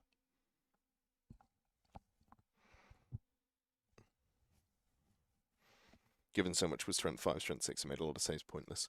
And I guess a lot of saves were higher, or at least cavalry saves were higher. Yeah. Okay, fair enough. Maybe that's not the answer, but there is an answer, I just don't know what it is. Alrighty then, let's have a look. We've got some Royal Clan Slayers here. Royal Clan Dwarves for Slayer.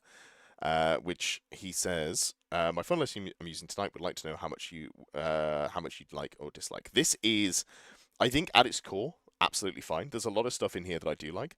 The King with the Runa Gromril, Runa Preservation going in with the BSB here, with the Master Runa Grogny and Runa Battle. So you've got the 2-up armor save, the 5-up ward, you're immune to multiple wounds.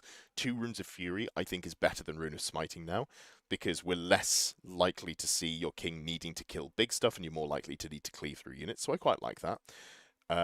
What I am missing on this is a Rune of Courage. I have made, in a round 1 of a tournament, made like 12 or 1500 points of dwarves flee off the table with a terror test. I know they're leadership 10. It will happen. You gotta protect against that. Rune Lord with the Master Rune of Calm, I think, is very good, and we've got a Rune of Spell Breaking here, both great. Then we've got the Standard Thane, Rune of Rapid Fire, Master Rune of Bursting Flame, and Rune of Accuracy, all good stuff. Longbeards and Royal Clan Warriors are fine. They both feel a little bit small. Rune of Courage on the Warriors there is nice, and then we've got the Longbeards who've got less of anything. I think we can just put a Rune of Battle on there, may as well. We could also give them Stralis's Rune to get a little bit further forwards. I don't know if that's super worthwhile. I don't hate it, but it's whatever.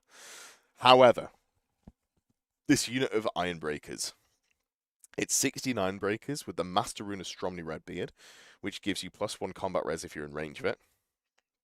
It's 345 points, though. And you've just got expensive T4 3-up armor save models with AP1 hand weapon attacks. I've got that in Longbeards already because of parry. I just don't see a use for this unit. So I think what I would say is just get rid of them. Buff the Iron Drakes up to be like a usable unit. So let's say we go up to 16 here and give them full command so that they've got some level of use there.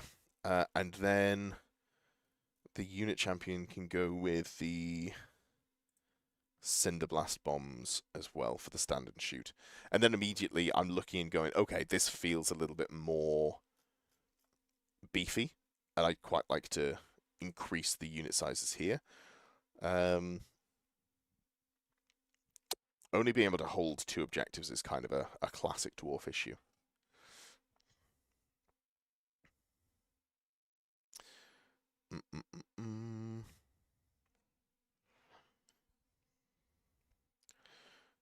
You can get a 1+ save back then, yeah. That is true. I do remember them days. I do remember them days. Cool. Alright, I think what we do here is we just buff up the numbers of the core. Because I feel like going so low is... it opens you up to models just being punked. So we've got the Royal Clan Warriors, who are probably going to sit with the Rune Lord, with the Master Rune of Calm, towards the backfield, would be my assumption there. And maybe the Thane as well. So let's go 22, so you can be 6x4. And then the Longbeards as well will go up to like 21. I think just more models here, and this unit being able to shoot, this feels more useful. I wouldn't mind a unit of Rangers as well, but because they're not core, I think you can take them in rare, right? Yeah, not having core on the Rangers feels pretty rough. Or maybe even just putting in you know, a Bugman's Cart actually would be pretty good. We need to shave 65 points for that, so we'd have to go something like 1919. Then we've got 5 points spare. Is there anything else that we want to put in for 5 points? We can't give it the Rune of Courage, can we? Or we could, and then we drop this down to 18, because you just really don't want anything to run off the board. But I think something along these lines would be solid.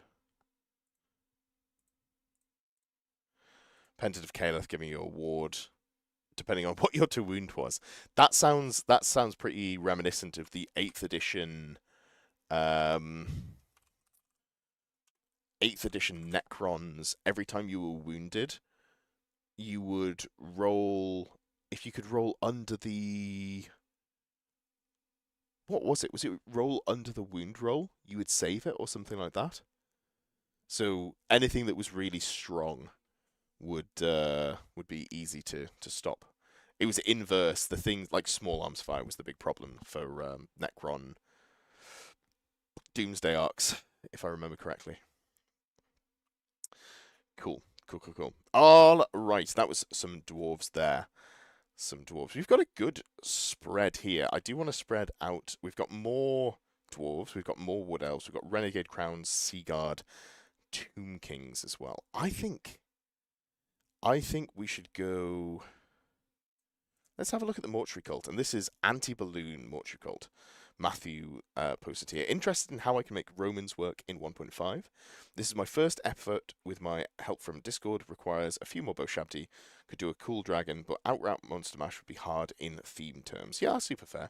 I think like the Necromancy build, where you debuff leadership, fits thematically, but also is super fun.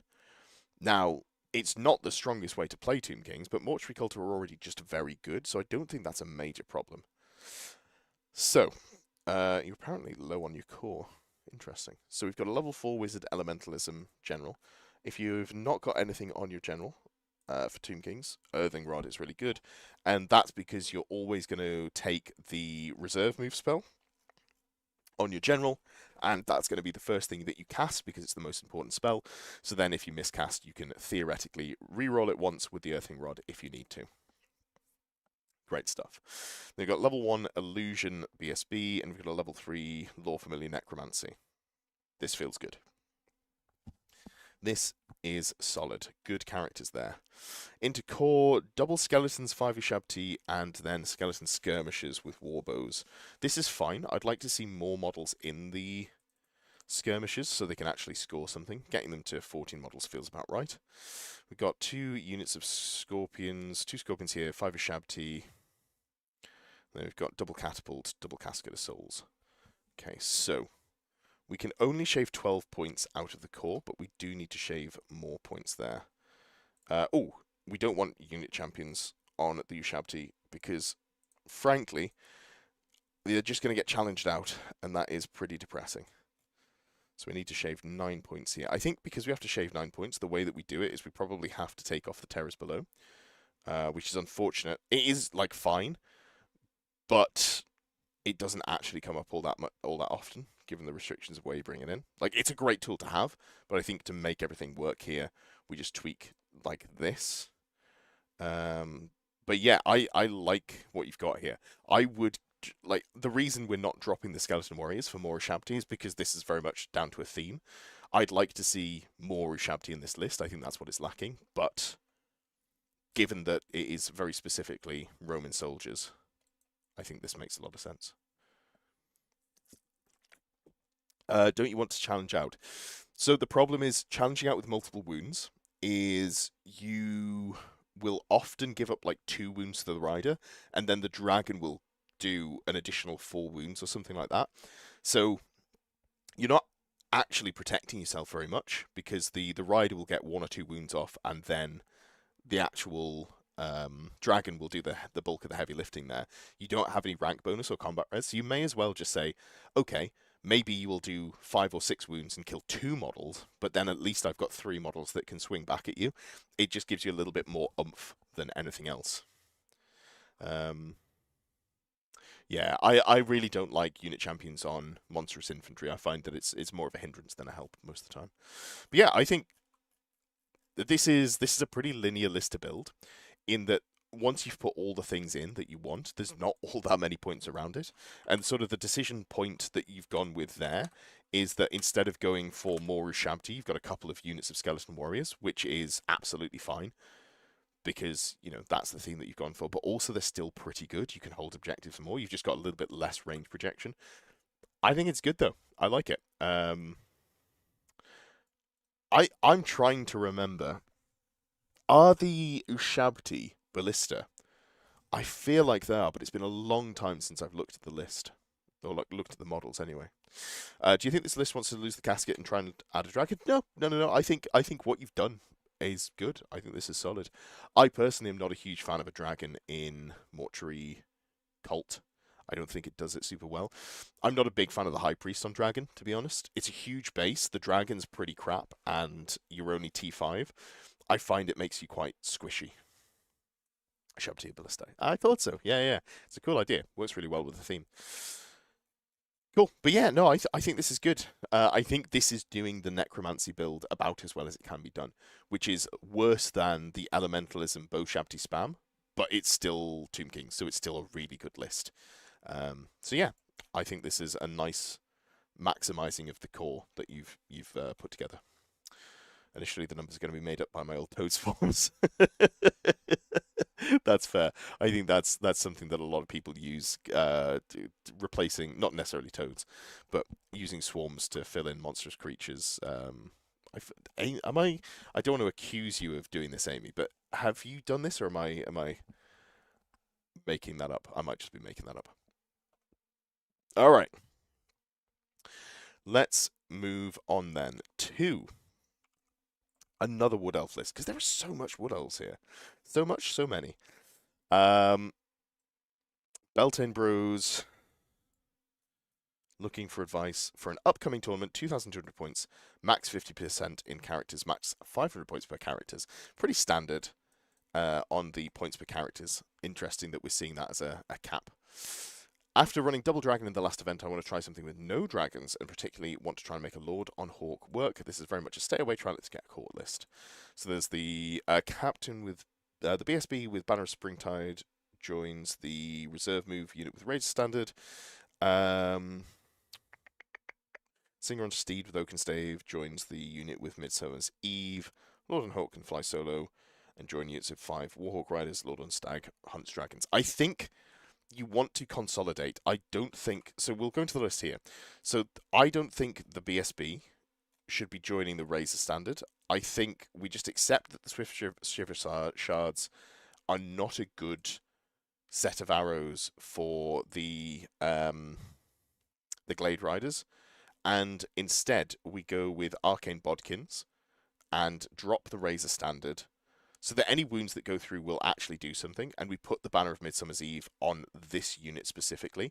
So they've got Quick Shot and they've got the Quick Shot and Ignores Cover. Between those two, then I think you can very comfortably take a unit of Arcane Bodkins. Then the other unit that currently has the Banner of Midsummer's Eve just doesn't do that and goes with True Flight Arrows.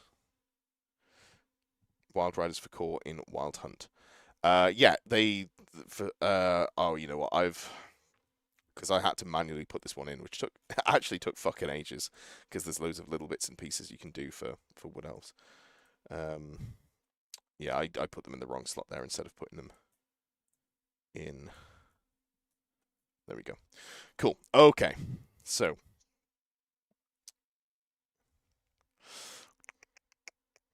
we've got the BSB, Banner of Springtide, Longbow, Swift Shiver Shards, Ruby Ring of Ruin.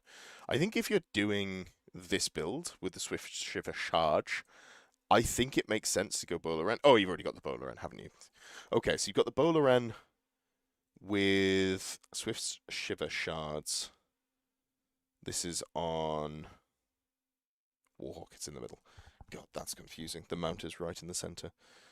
Like, I have the same concerns about this.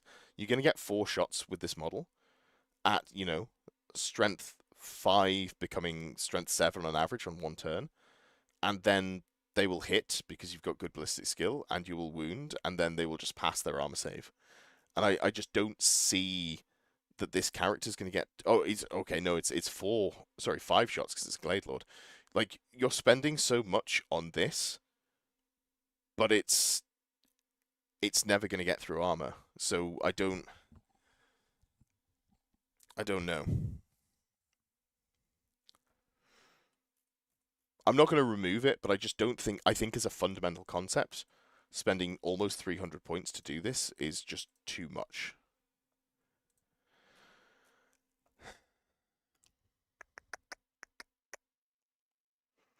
Doesn't have a ward save. Or a shield. Oh, because I remember Meteor Archine. Let's at least give it a Charm Shield so you can try and catch the cannonball that will definitely land on your head and then make you sad. So we'll spend 5 points there. Okay. So I don't like this model, but I think that is the correct build for it. Even though it's weird to have Armor of Meteor Archine and a Charm Shield, I think the 5 points for the single 5 ward save is worthwhile. Then we've got the General, that is Shield, Talismanic Tattoos, Great Stag, Dragon Sling Sword, Helm of the Hunt, Befuddlement, Mischiefs, Annoyance, and Netling aspect of the cat. Okay, so you're using this to try and kill dragons, but you don't have like you're leaning on the rerolls to hit, but you haven't got rerolls to wound. I think, like, I know the Helm of the Hunt gives you +1 attack and +1 armor save, which is great. And +1 weapon skill as well, so you'll be hitting on 3s, rerolling with 5 attacks, but then you just don't get a reroll wounds. I just feel like if you're doing the I want to try and kill a dragon build, you just go Orion's favor, so you can reroll your wound rolls as well, right? Also, we'll drop the cavalry spear here that you had on. I don't know if that was just a misclick on your end. Just remember that you can't use non-magical weapons. If you've got a magic weapon, you have to use the magic weapon. So in this case, we're also going to give them a Sword of Might, because otherwise you're only going to be able to attack with basically hand weapon attacks with Monster Slayer. So into anything that isn't a dragon, this model is pretty useless unless you go for a second magic item. Okie dokie. Do we not have a ward save at all? Okay. Can you not just throw in a curveball, Orion? Thank you, Amy. I appreciate that. Absolutely not. No, it's not something that will fit into the list, unfortunately. Or any list, I'm afraid. I'm also going to give it a Charm Shield here, so you've got that 1+5. That once per game 5 award. Okay. Cool. So we've got those two there. Spellsinger, level 2 with Oaken Stave and Battle Magic. This is fine. This is solid. Elven Steed. Sure, that's absolutely fine. Then we've got Glade Captain, Banner of Springtide, Swift Shiver Shards, Azra Longbow, Ruby Ring for an Aspect of the Bear. So Swift Shiver only gives you a second shot. Is it worth going for 2 shots with the Swift Shiver Shards? Or is it better to go for a single shot with the Arcane Bodkin? I guess it doesn't matter too much. You can just use it to kill other stuff. Have we used the... Okay. So you haven't got the... Yeah. So you're not using the Resplendent Luminescence, so let's put it on the BSB. So that you've got one unit that can shoot magical shots into Banshees, along with the Glade Lord here that can fly around and kill Banshees as well. I thought you changed it in 1.5, you could use any weapon on each round. Yes, but not... Like, magic. If you've got a magic weapon, you specifically have to use that magic weapon, right? That just overrolls the core rules there.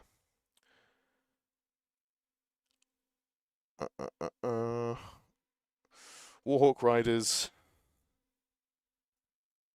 It's expensive, but it'll do what you expect it to.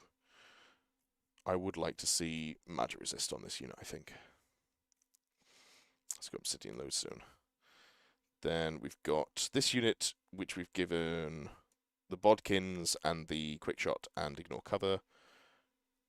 Very cool. Then we've got the second unit, which is Reserve Move and True Flight Arrows. Great, love that. And then this unit, Ambushes, Arcane Bodkins. I think this unit can have Furious Charge as well, because this unit's going to come into the back lines, and yes, theoretically you will have to make an Impetuous test, which could suck. How often do you actually want to charge? I mean, like, I feel like this 10 points here just gives you so much extra punch in the backfield, and you've got a second one. This is very much, if you watch this back, this is very much a... You do not have to do this at all. This is unbelievably optional. But I think I would put the Furious Charge on them, and then I would test it, and if it feels bad, definitely don't do it. But yeah. Okay, and then we've got 13 points left to spend. Double units of Wild Riders, great. No comments there, they're just good.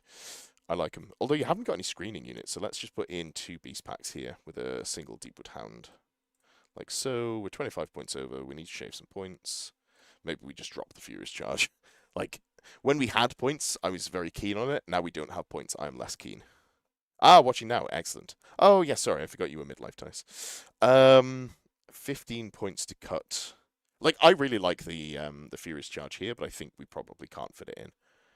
I think it might be just that we drop 1 Warhawk Rider at which point the Fury's charge goes back on. And got 20 points to spend. And it could just be a third beast pack, something like that. Something like this might be the way to do it, because the beast packs are quite nice for screening against shooting, as well as using them for frenzy baiting. So something like this, I think, would be the way that I'd go. Yeah, let's go with that one. Cool, cool, cool. Where are we up to? What have we got on this evening? We've got Seaguard, Royal Clans, Renegade Crowns, and Hosts of Taliesin. Let's have a look at Elves Slayers Royal Clan list. Have an awesome weekend. You too. I hope it is good. I hope the release is good. Then we'll all have an awesome weekend, eh? Okay, so Royal Clans here. We've got Anvil of Doom. Love it. King with Smiting, Grommeral, Rune of Preservation, Rune of the Furnace. Super fine. Rune of the Furnace gives you a 3-up ward save against flaming attacks. It'll almost never come up, but it's 5 points, so I am not opposed to it. Runesmith, Grogany, Battle, Warding, Spellbreaking, Bursting Flame. Okay.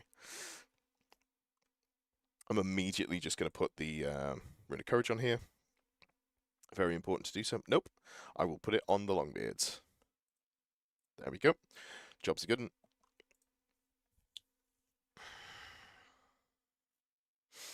Okay.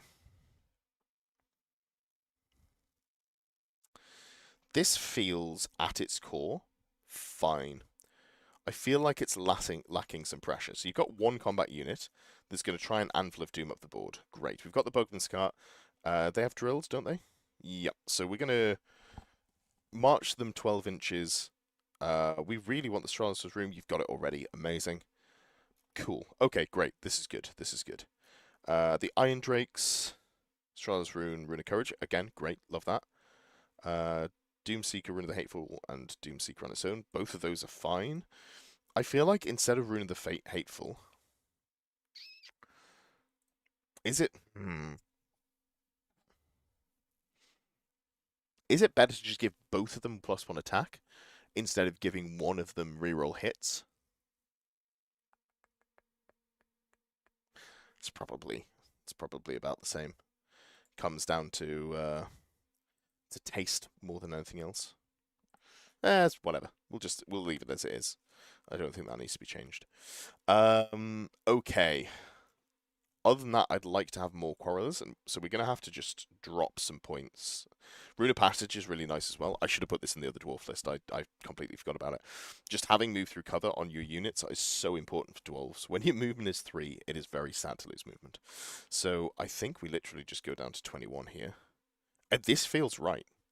2 runes of Spellbreaking. I wouldn't mind... Hold on, what's a Rune of Warding? I've forgotten what that is off the top of my head. 2-up ward against a single wound. I guess it is your BSB. I don't hate it. I don't love it, but I don't hate it. I'd probably not bother with a great weapon, just use hand weapon and shields, but that's also fine. No love for hammerers. Hammerers are not in core, and thus they're infantry that I don't care about. It's a shame. Really want to see some Slayer Host lists. Such a fun concept. They oops all characters. The problem is, I think Slayer Host is done in a way that just feels bad to put your models on the table. Like, they definitely sort of understood the approach that they want to go with, and then just, I think, executed it really, really poorly. And it's frustrating to build this for, I've found. Speaking of frustrating, let's have a look at Seaguard. I did write a Seaguard list earlier because Vesper asked me to see how many... Like, what if you just won an event with some bolt throwers? I was like, all right, let's write the list that can have the maximum bolt throwers. So Seaguard with, like, I think it was 6 Sky Cutters. 3 of them were characters, 3 of them were in special. 8 bolt throwers, or is it 6 bolt throwers, something like that. There we go. Vesper's in chat. Seaguard, I wake. Real shit.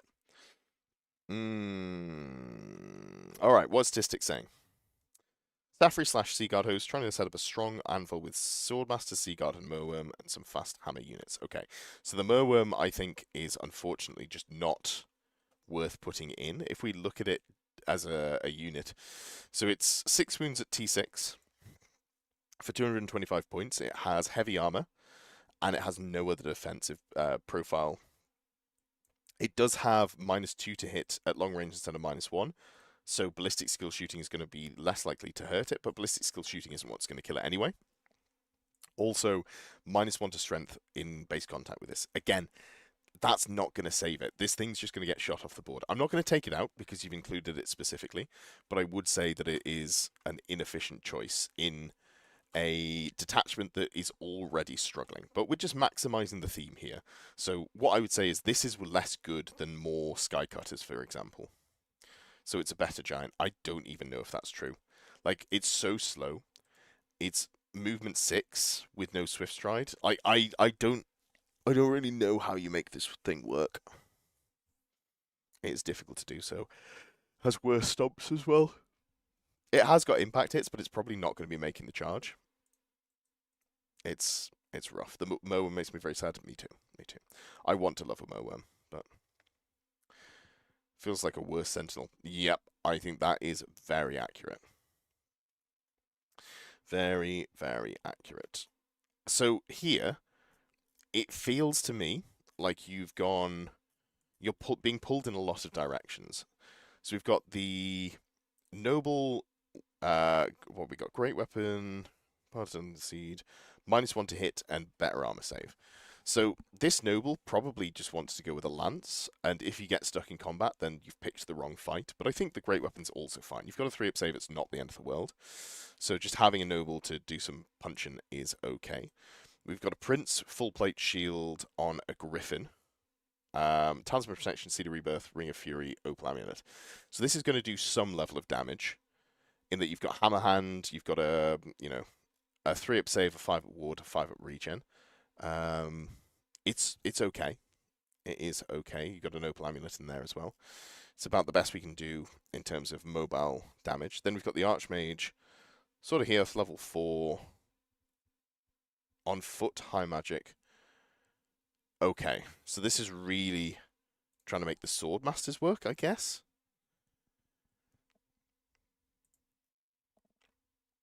I just don't think this fits. Like, I don't see this fitting into the list. Because what you could do is if we get rid of this, and then we go, theoretically you could do something like go Seaguard, put it on a Skycutter, and do something like Illusion with Silvery Wand and what am I looking for? I feel like there was a weapon that I was looking at. Starlance is Caval Monster only, so you can't even put it on chariots, because Starlance would be good. Blade of Leaping Gold is bad, right? Yeah, it doesn't have any AP or strength. It's just hard to do. Yeah, it's hard to do a Spectral Doppelganger caster here. But my point remains, I don't think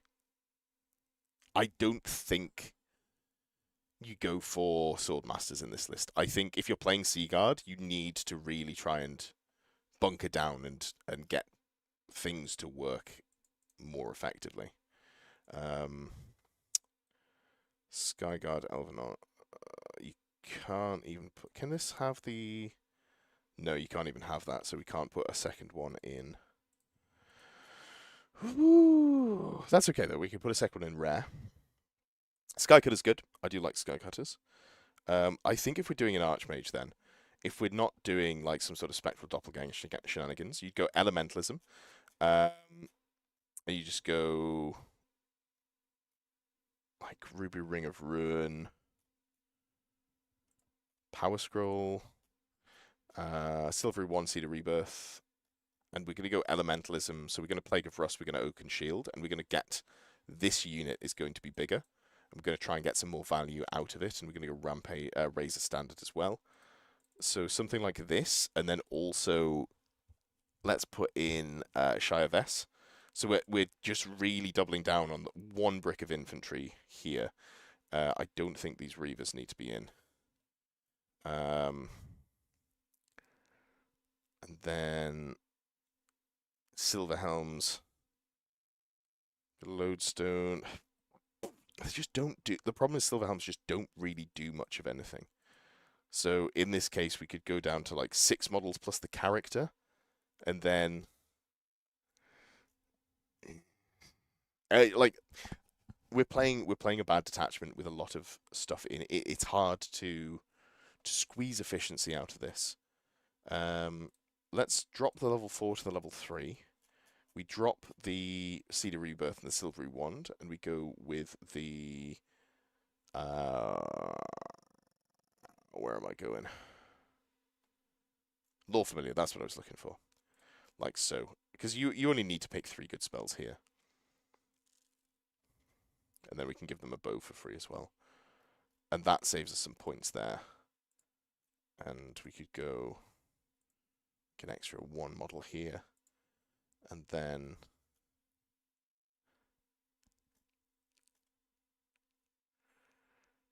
Silverhelms only exist at first charge, 6 of plenty. Yeah, problem is there's a character here to try and make them better as well.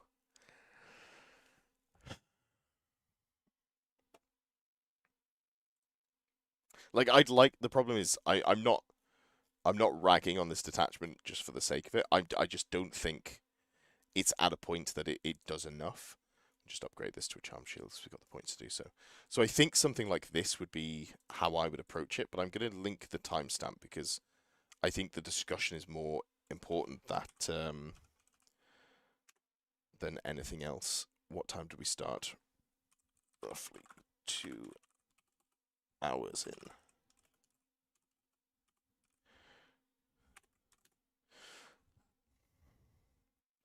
This is Grand Army, no Archmage in. Oh wait, shit. Yeah, of course it is. I wait. Hold on. Oh, okay. I'm not tweaking it. But if we're playing Grand Army, why do we not have? There's a lot more efficient choices we could be making here.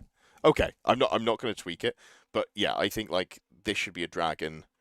This should be on a griffin. And then you can still fit in like an Archmage as well and get rid of a Shy of S, and then you can still do Seaguard. Yeah, sorry, I just assumed because of the unit choices that were in, it was the Seaguard detachment. Also, I've labelled it that. That's how I've caught myself. Yeah.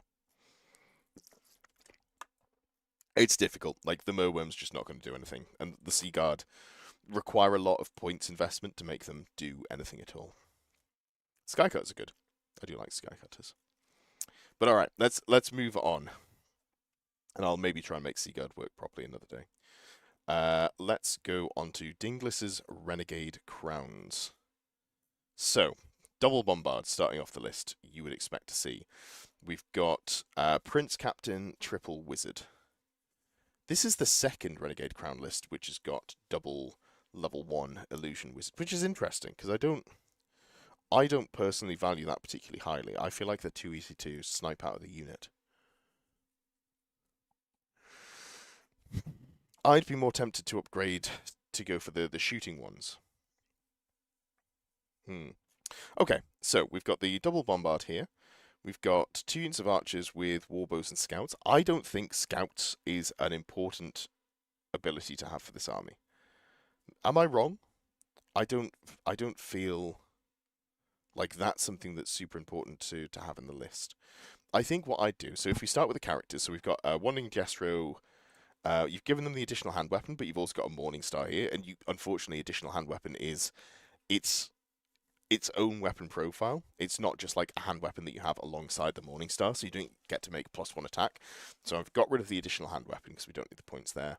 Full plate shield, bedazzling helm. Let's change the shield to a charmed shield to give you just a little bit more tankiness there. And this is your general that's just there to tank, which is fine. You can try and soak challenges with it if you want. I'm not super sold on the Wandering Destro. Obviously, we've seen it twice now, but I'm not sold on it personally. BSB, Griffin Standard, Noble Outlaw, Great Weapon full plate, and a Charm Shield. This is fine. I think you're not going to use the Great Weapon. I don't know that I'd bother paying for it. I'd probably just go for a Morning Star, but you know, it is what it is. Then we've got Demonology Wizard. You've gone for 2 Power Scrolls and Demonology, but no Lore Familiar. I I'm hoping that that is a misclick, because I think that that is obviously what this is meant to be here. Then we've got the double illusion here, and I just feel like one of them doing that is fine, but I don't think the second one needs to go for it. So let's just not do that. Let's just go for the build that I was talking about earlier, which is a level 3 Warhorse Demonology. And we're just going to try and squeeze as much damage out of this unit as possible. So we're going to go, oops, the wrong thing here. Let's go for, I think let's be reasonable and not be too risky. Go for a Wizard Staff and a Ruby Ring of Ruin. That's probably better than going for the Twin-Tailed Wand, which is just a little bit too risky. And we'll go Demonology there. Cool. We only need one unit to have the Tillian Stoicism anyway, which is this unit here. Shields Drilled, Heavy Infantry, Full Plate, Great Weapons. Yeah, this is a good build. This is a really good build to have. Oh, also this will give Magic Resist to the BSB that's going in there. Okay, great. That's all good stuff. This unit, I don't think needs to be Veteran Sellswords. I'm gonna. So it's 429 points for the 29 you had there. Let's just build it out as regular Sellsword Infantry. 29 of them, full command. You can't go the Razor Standard here, but that's fine because you're already AP1 Armor Bane 1. I don't think you need more Armor Bane. It's kind of like it's nice to have, but it's a luxury. So you could just go 317 points. Yeah, so we've shaved 112 points by going from veterans to regular and just going heavy armor shields. We have got shields on there, haven't we? Yeah, perfect. Hold on. I think we can only go one character with Mighty Maracleano. Honestly, that's fine. It's not the end of the world to only have a single. Like, this unit doesn't need phalanx necessarily. It's more just going to stand and shoot with stuff. Like, having this would be cool, but I don't think I want to tweak the characters to get there. Or we could just go, like, this has Mighty Maracleano. That's fine. I don't hate that. And then we can put this unit back to having heavy infantry and flanks. 7 Outriders. Let's drop the standard on there. We don't necessarily want them. Bracer Pistols, Heavy Armor Shields, Reserve Move, great unit. Let's go up to 8 models.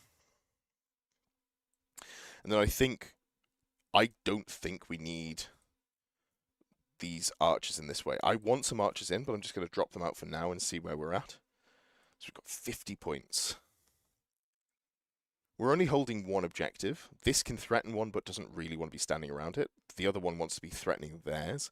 I would like 12 to 14 archers. Realistically, 14 archers with no other upgrades would be good, but that's so many points.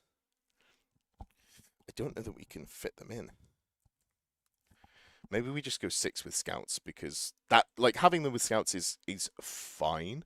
It is useful in some ways, but it's not going to score anything. But the units he had weren't going to score anything anyway. I think like this is fine. And this does give us more damage in that we've got an outcast wizard that's going to run around with the hireling outriders and actually do some shooting. Rootin' tootin' shooting. Oh wait, hold on. I better have given them a gun. Yes, I did. Oof, I thought I was going to have to hand in my my wizard with a gun card. Shadow Wizard Money Yang. And then finally we have Compassius's Hosts of Taliesin. Still trying to make trees work. The Eternal Guard are probably wasted points, but I don't really know where else to go from here. Branch Wraith has way overperformed for me, so I'd like to keep it even if dropped down to Wizard level 1. General on a Dragon, good start. And then we've got Battle Magic Branch Wraith. I like an Illusion Branch Wraith for the -1 to hit, personally. Like, Hammerhand is obviously good, but I feel like Illusion is better. And also, if you roll in Spectral Doppelganger, that's just hilarious, because you're Strength 6 with a great weapon. I personally think Illusion is better. And then if you want to double down, you can go with Befuddlement of Mischiefs to make the -1 weapon skill to you.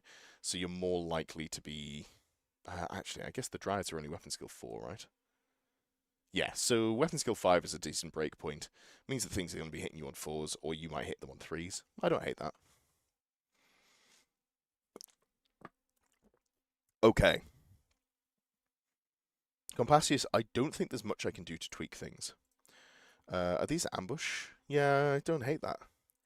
I think this unit I don't love. But I also don't know how you go smaller on it. I think through the restrictions of we have to take a unit of Eternal Guard, and we want to take as many trees as possible. I don't think there's much you can do to tweak your list. I think it's about right.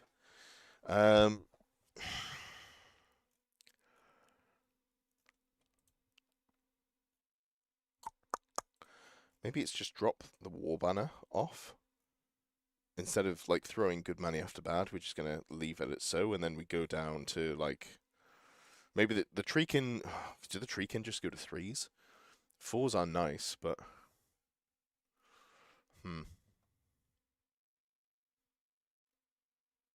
maybe it might literally just be this, and we put a musician on. Like, I don't think there's actually much that I can do to tweak your list up. I think as a I think you've maximized the concept pretty well. The one thing that you could do is put a Spellweaver in, like a level 3 Spellweaver, Battle Magic, Lore Familiar Power Scroll, and give them the Glamourweave Kindred, and then this model sits in with the Dryads, but you know, we've got 252 points of Dryads, we've got 144 points of characters. Do we really want to put another 230 points of characters in there?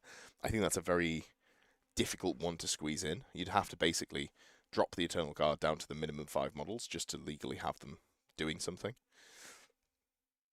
So yeah. Sorry, Cthulhu, I don't have time. Unfortunately, the cutoff is there were about 10 people who didn't get their lists looked at. I'm afraid it's a very nice problem to have you know, more people than I'm able to get to submit their lists, but unfortunately we are overcapping on a weekly basis, which is one of the reasons that I want to get back to doing things on a making sure that I'm hitting these every week so people can get their lists looked at more frequently. But yeah, I think that's about the best we can do for a tree-heavy Wood Elf list. I appreciate that, Chithula. So this was Compassius. Extra beef will have to wait till next time. Absolutely. Yeah, if you submit a list and I didn't get to it, my apologies. I would love to do all of them every week, but I aim for a 2-hour show, and doing 15, I'm already running like to 20 past or half past. I'm just not. I don't feel like I'm able to squeeze any more in. Even 15 is probably too many. Should probably drop to 12 because it's nice to have a little bit of chat at the start. But so many people submit that it just feels like I don't want to go any lower than I already am. Glorious tree heavy list. It is truly a tree heavy list. Well, with that said, I'm going to end stream. I'm going to go to bed relatively soon because I want to get up early in the morning, have a look at the reveals, and then record a video for Saturday morning. All good, don't burn yourself out. Yeah, that's basically it. Sometimes the Friday streams do feel a little bit like an obligation as opposed to something I want to do, and I enjoy doing them. But just because it's the Friday night, and I've talked about this previously, I want to maybe change the night that I'm streaming on. But yeah, it's something to think about. So making sure that it's not taking up too much of the evening is something that I want to lean to. Thank you, Matthew. Hope you all have a great weekend. Always learn watching another play. Yeah, I like doing these. I will say I like doing them less at this point of the week, or not the week, the meta, because it feels like most things are kind of solved. When I really love doing them is when we've got the start of an edition, or well, not the start of an edition, like we've had some new releases so we can look at new armies, or we've got like a big meta shift or a 1.5 FAQ. Stuff like that makes them a lot more fun to do. The baseline is they're fun, but they're a lot more fun when there's extra stuff going on. Right, I'm going to go and catch you